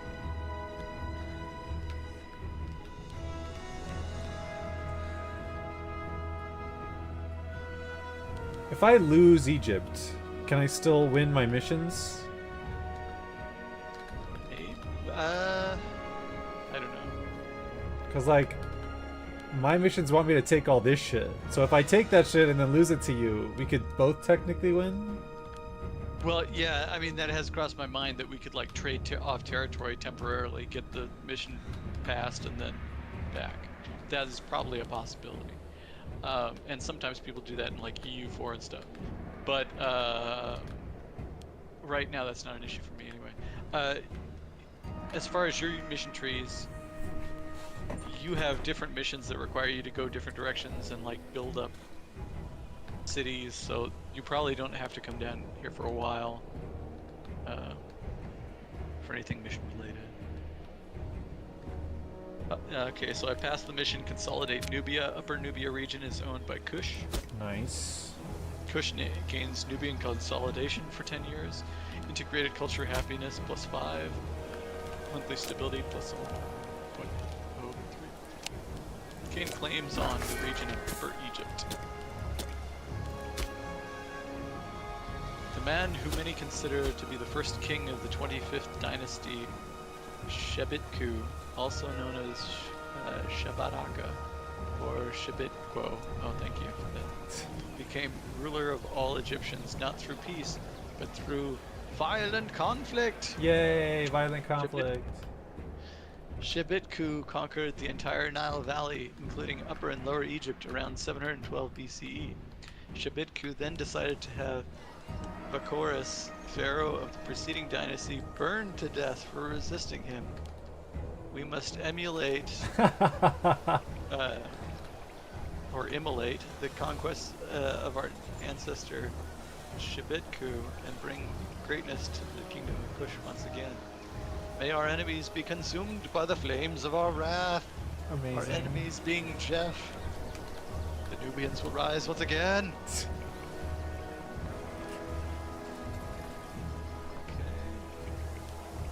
For helping me in my war, Kush, I grant to you Egypt.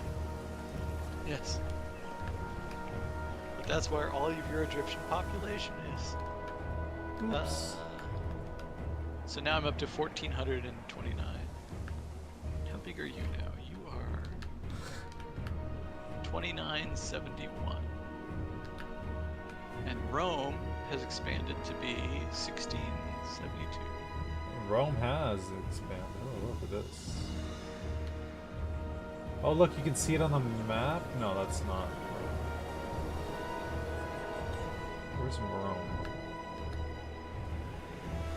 Oh shoot, I've got hardly any gold. Uh-oh. I think it's time for me to go to peace.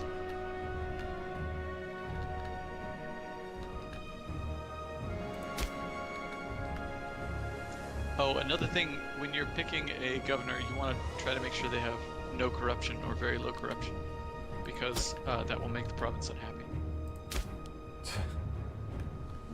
I wonder why.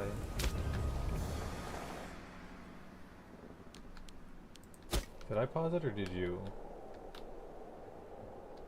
Oh, I probably paused it. Yamnat. Berberia. Berberia. Yeah, Matt. Man, I have no good governors here. Sure. The lighthouse of Alexandria is being built.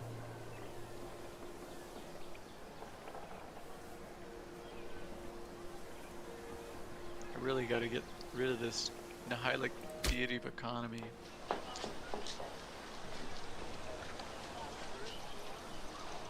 Population growth.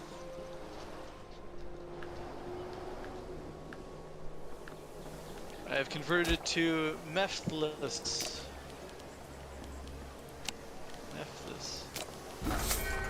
Caucasian Iberia. The deity of fertility. 4% population growth, basically. Military. What is this? Why is this here?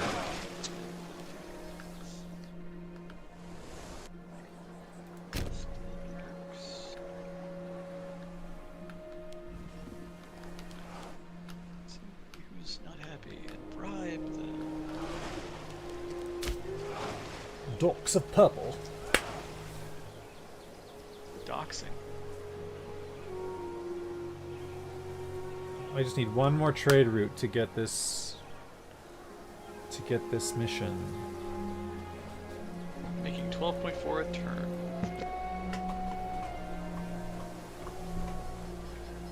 Judea pacified. I have a coastline. I Yay. have a coastline. I have an Yay. island. It's probably 120 degrees down there, but otherwise just a lovely vacation spot.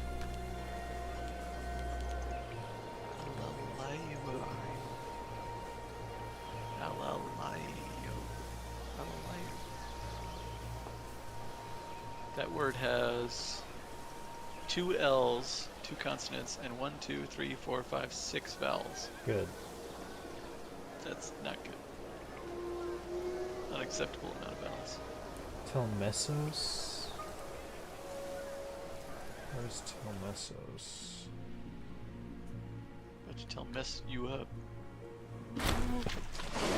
Okay, Demodamus the Explorer. The patchwork ship of Exodia was pulled over in the port of Tripolis. Aboard a crew hailing from far-flung lands, various gaze upon our Armonish harbor with poorly disguised wonder.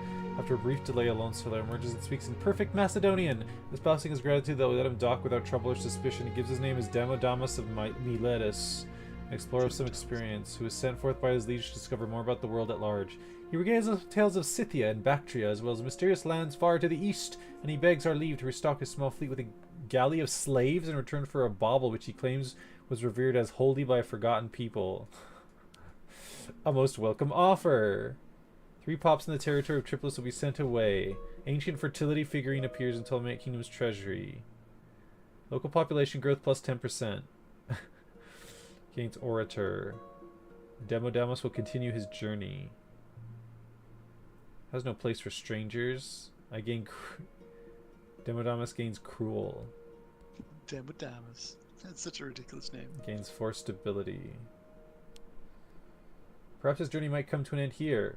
He moves to the Ptolemaic Kingdom. Will now be considered a minor character. I don't want him here. He wants slaves.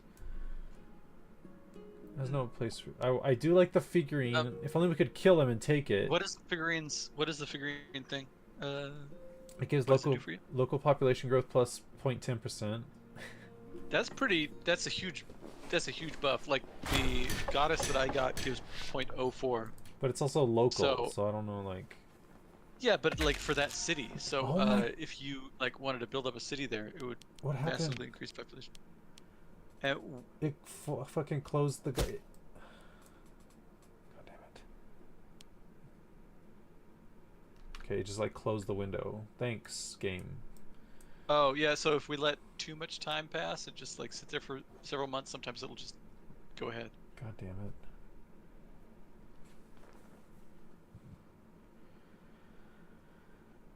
Bigger and better. Okay, sorry. Well, so much for that. Stupid game. And Dodecahedron. Dodecahedron. Yeah, Dodecahedron. It's been just a bro this entire time, just gonna help me out my work system. Wonder if I should integrate them eventually. Also have to attack Blemia. 40 aggressive expansion.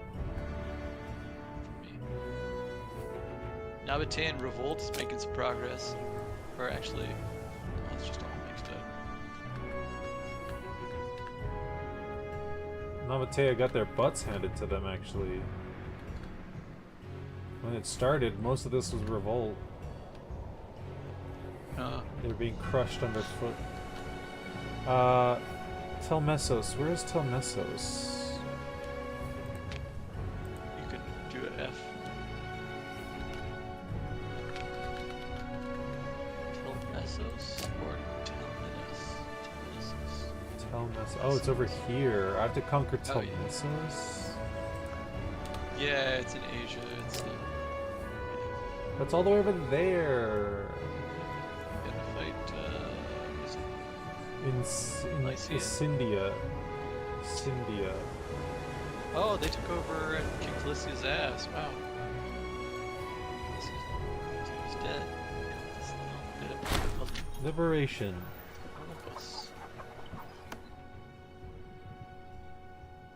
The Council of Lauk Akti have taken upon themselves to free a sizable quantity of privately owned slaves. We would intervene if we think it best. Letting slaves get too comfortable could have repercussions.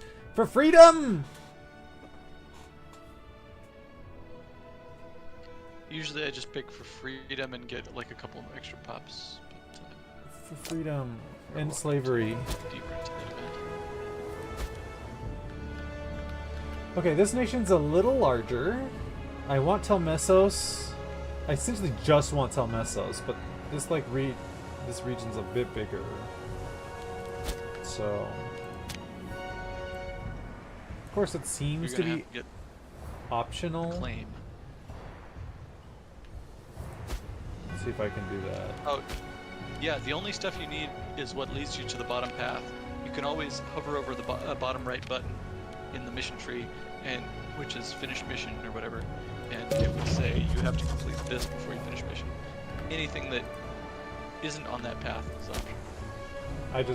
I just added a claim to that territory just in case.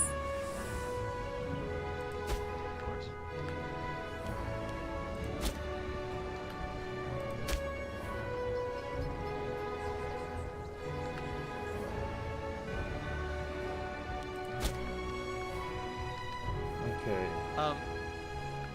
There's another quick thing you can do that might improve your income. If you go to your national overview, which is the flag, it's the top of your left side, it's above the laurels. Yeah, I'm there. If you go to administration tab, and now there's an ad. But if you go to administration tab and then the provinces tab, you'll get a list of your various provinces. And then you should see several buttons on the right. There's an I button that lets you go to location. The left of that, the I button, is a trade related button. And almost all of them should be right now on like an X. They should have an X on them. Mm-hmm. I can't see because you've got it. Yeah, but I see that. I turn almost all of them off the X, which allows them to automatically trade. The only one I don't do automatic X on is, or the one I leave the X on is your capital province, and you can manage your capital province's trade. But so Western Delta I think is your capital province, but everything else. So then, if they have a trade route there, they'll start trying to trade, which will make you a little bit of money. And when you take a chunk of new provinces, you can do this again.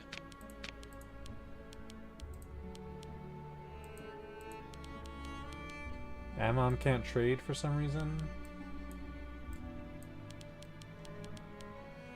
Oh no, it's just something's wrong with the button. No, I got it. Thanks.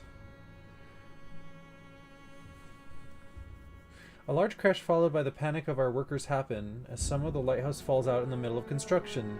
It seems some of the materials received are barely usable and unsafe to keep at best.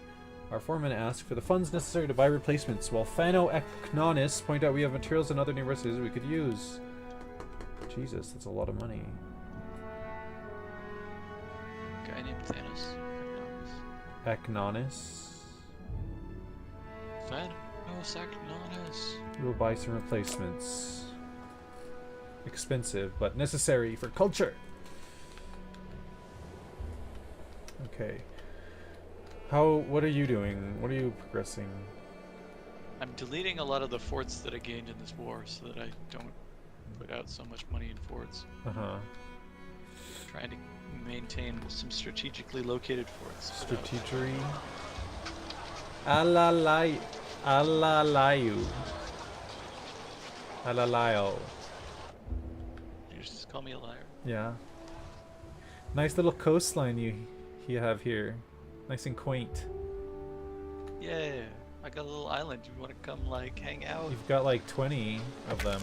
Yeah. Okay, how do I switch out my religion while we're at NFT this?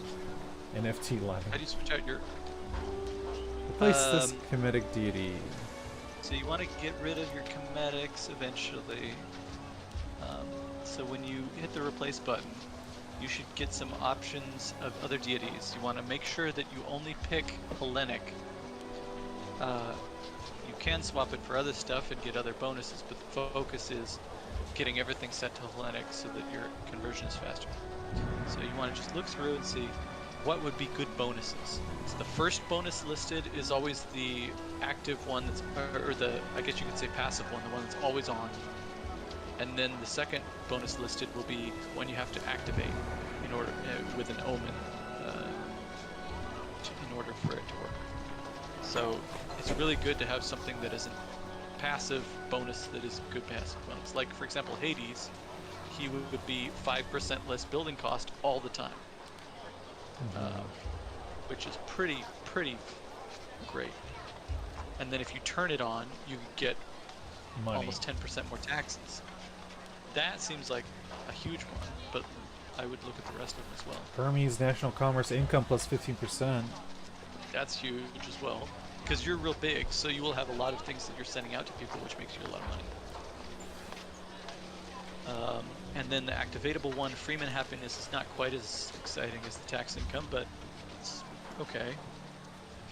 And again, you may want to use your activatable on something else, so sometimes it doesn't matter what the activatable is.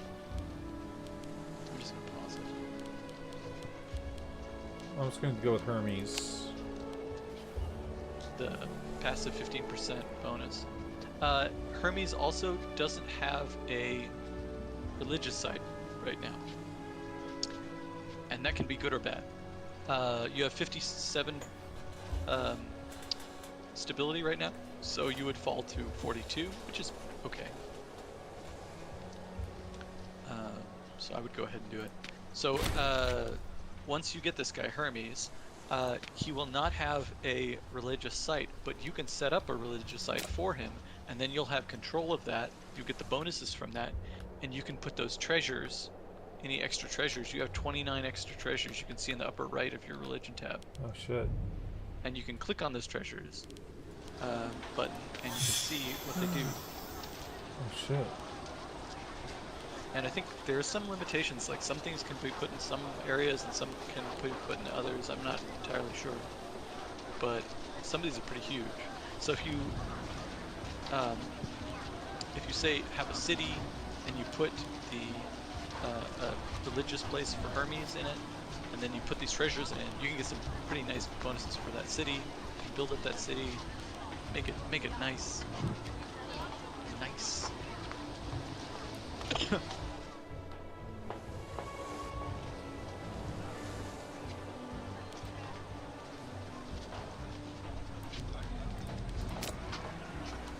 So Does it I matter can what show city? you how to, well, I wouldn't look at that holy sites section. That I don't really know. I think that's just if you want to go find a holy site, say where is this holy site on the map, then you can use that. But you can also just look on it on the main map. But so you can close the reliquary for now. We can come back to that. But the first thing you want to do is set up that holy site. And so what we want to do is we want to find a city that you want to improve that would make good use of this. So your capital is Western Delta. Alexandria is already Alexandros the Great's holy site. Let's look and see which are cities. Temperosus Megale is a city, but it's in the desert. You have a floodplain city here called Hermopolis Micra, and you have another city called Necratis. And then and then we also have another one here, Botus, but it's in a marsh, which is not as nice. I think your best bet is probably Necratis because it has nobles already, which probably means that it has people of your culture. Whereas looking at Hermopolis Micra, it has no nobles, which means it's probably filled with Egyptians or somebody who is not as beneficial to you. So once we're in Necratis,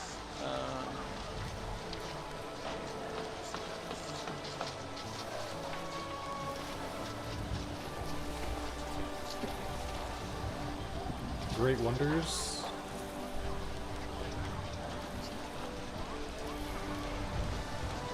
well, that's another thing you can do. It's because it's not mine.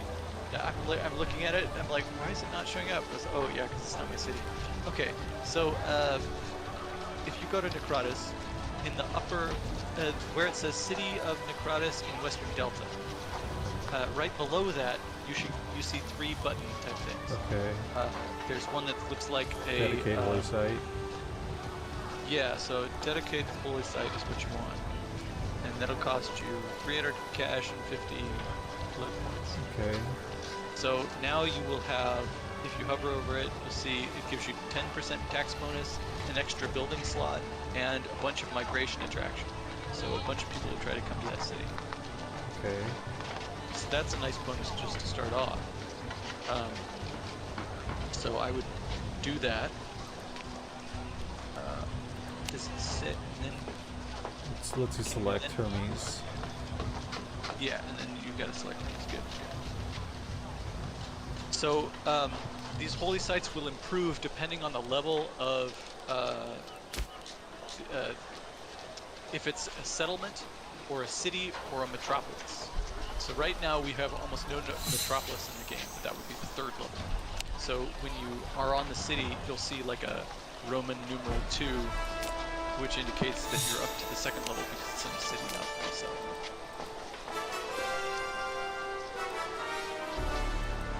So now you've got a bunch of population growth there. That's all local population growth? Or I think so. What can you hover over the first one? Because that was a really shitty bonus, so I was wondering if it was like nationwide. Local population, both. Oh, they're both local. Well, anyway, that's going to be massive. Like 0.13 population growth is going to be quite massive. If you want to improve, well, you're down to 600 gold, but if we give a little more time, you can make a bunch of money. We can build some buildings there too if you want.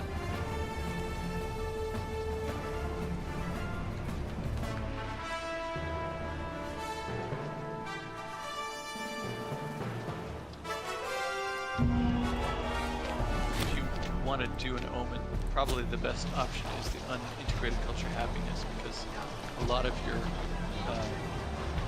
territory you've taken has not been converted to culture because you're taking tons of territory.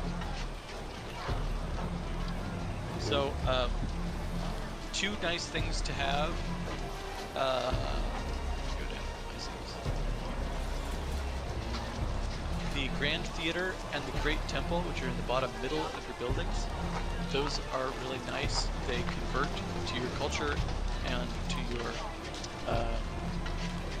religion, respectively, and so that helps you convert everything. And then once it's converted, they also give you 10% same religion or same culture happiness, I believe. Yep. So they convert, and then they give a 10% bonus to happiness once those people are converted, basically. Nice. They massively increase the speeds of conversion in the city.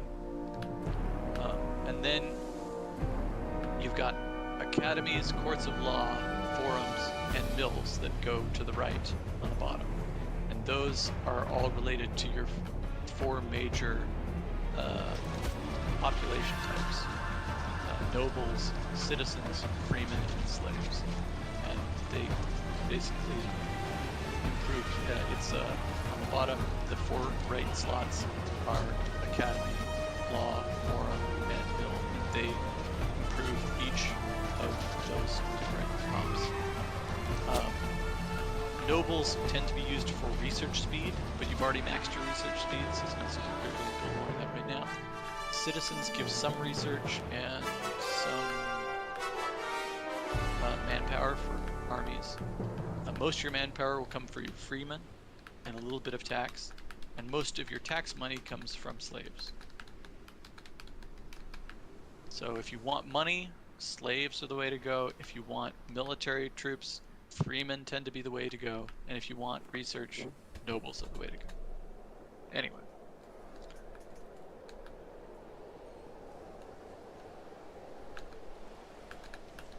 Okay.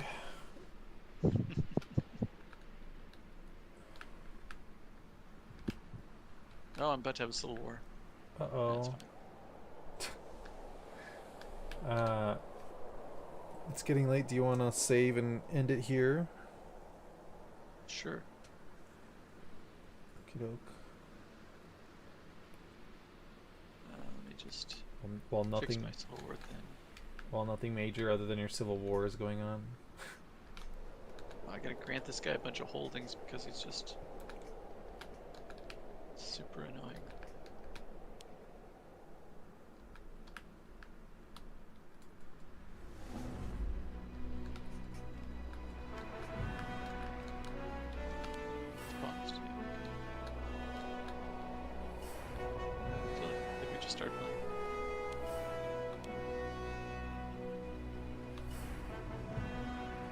And we still haven't passed 50 years. It's been like 3 sessions. Really? Yeah, it starts in 450 or so.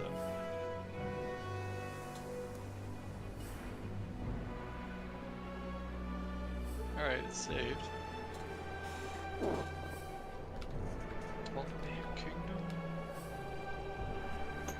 Okie doke. Let me end my stream here. Nobody's really watching, so I'm just gonna end the stream. Bye everyone!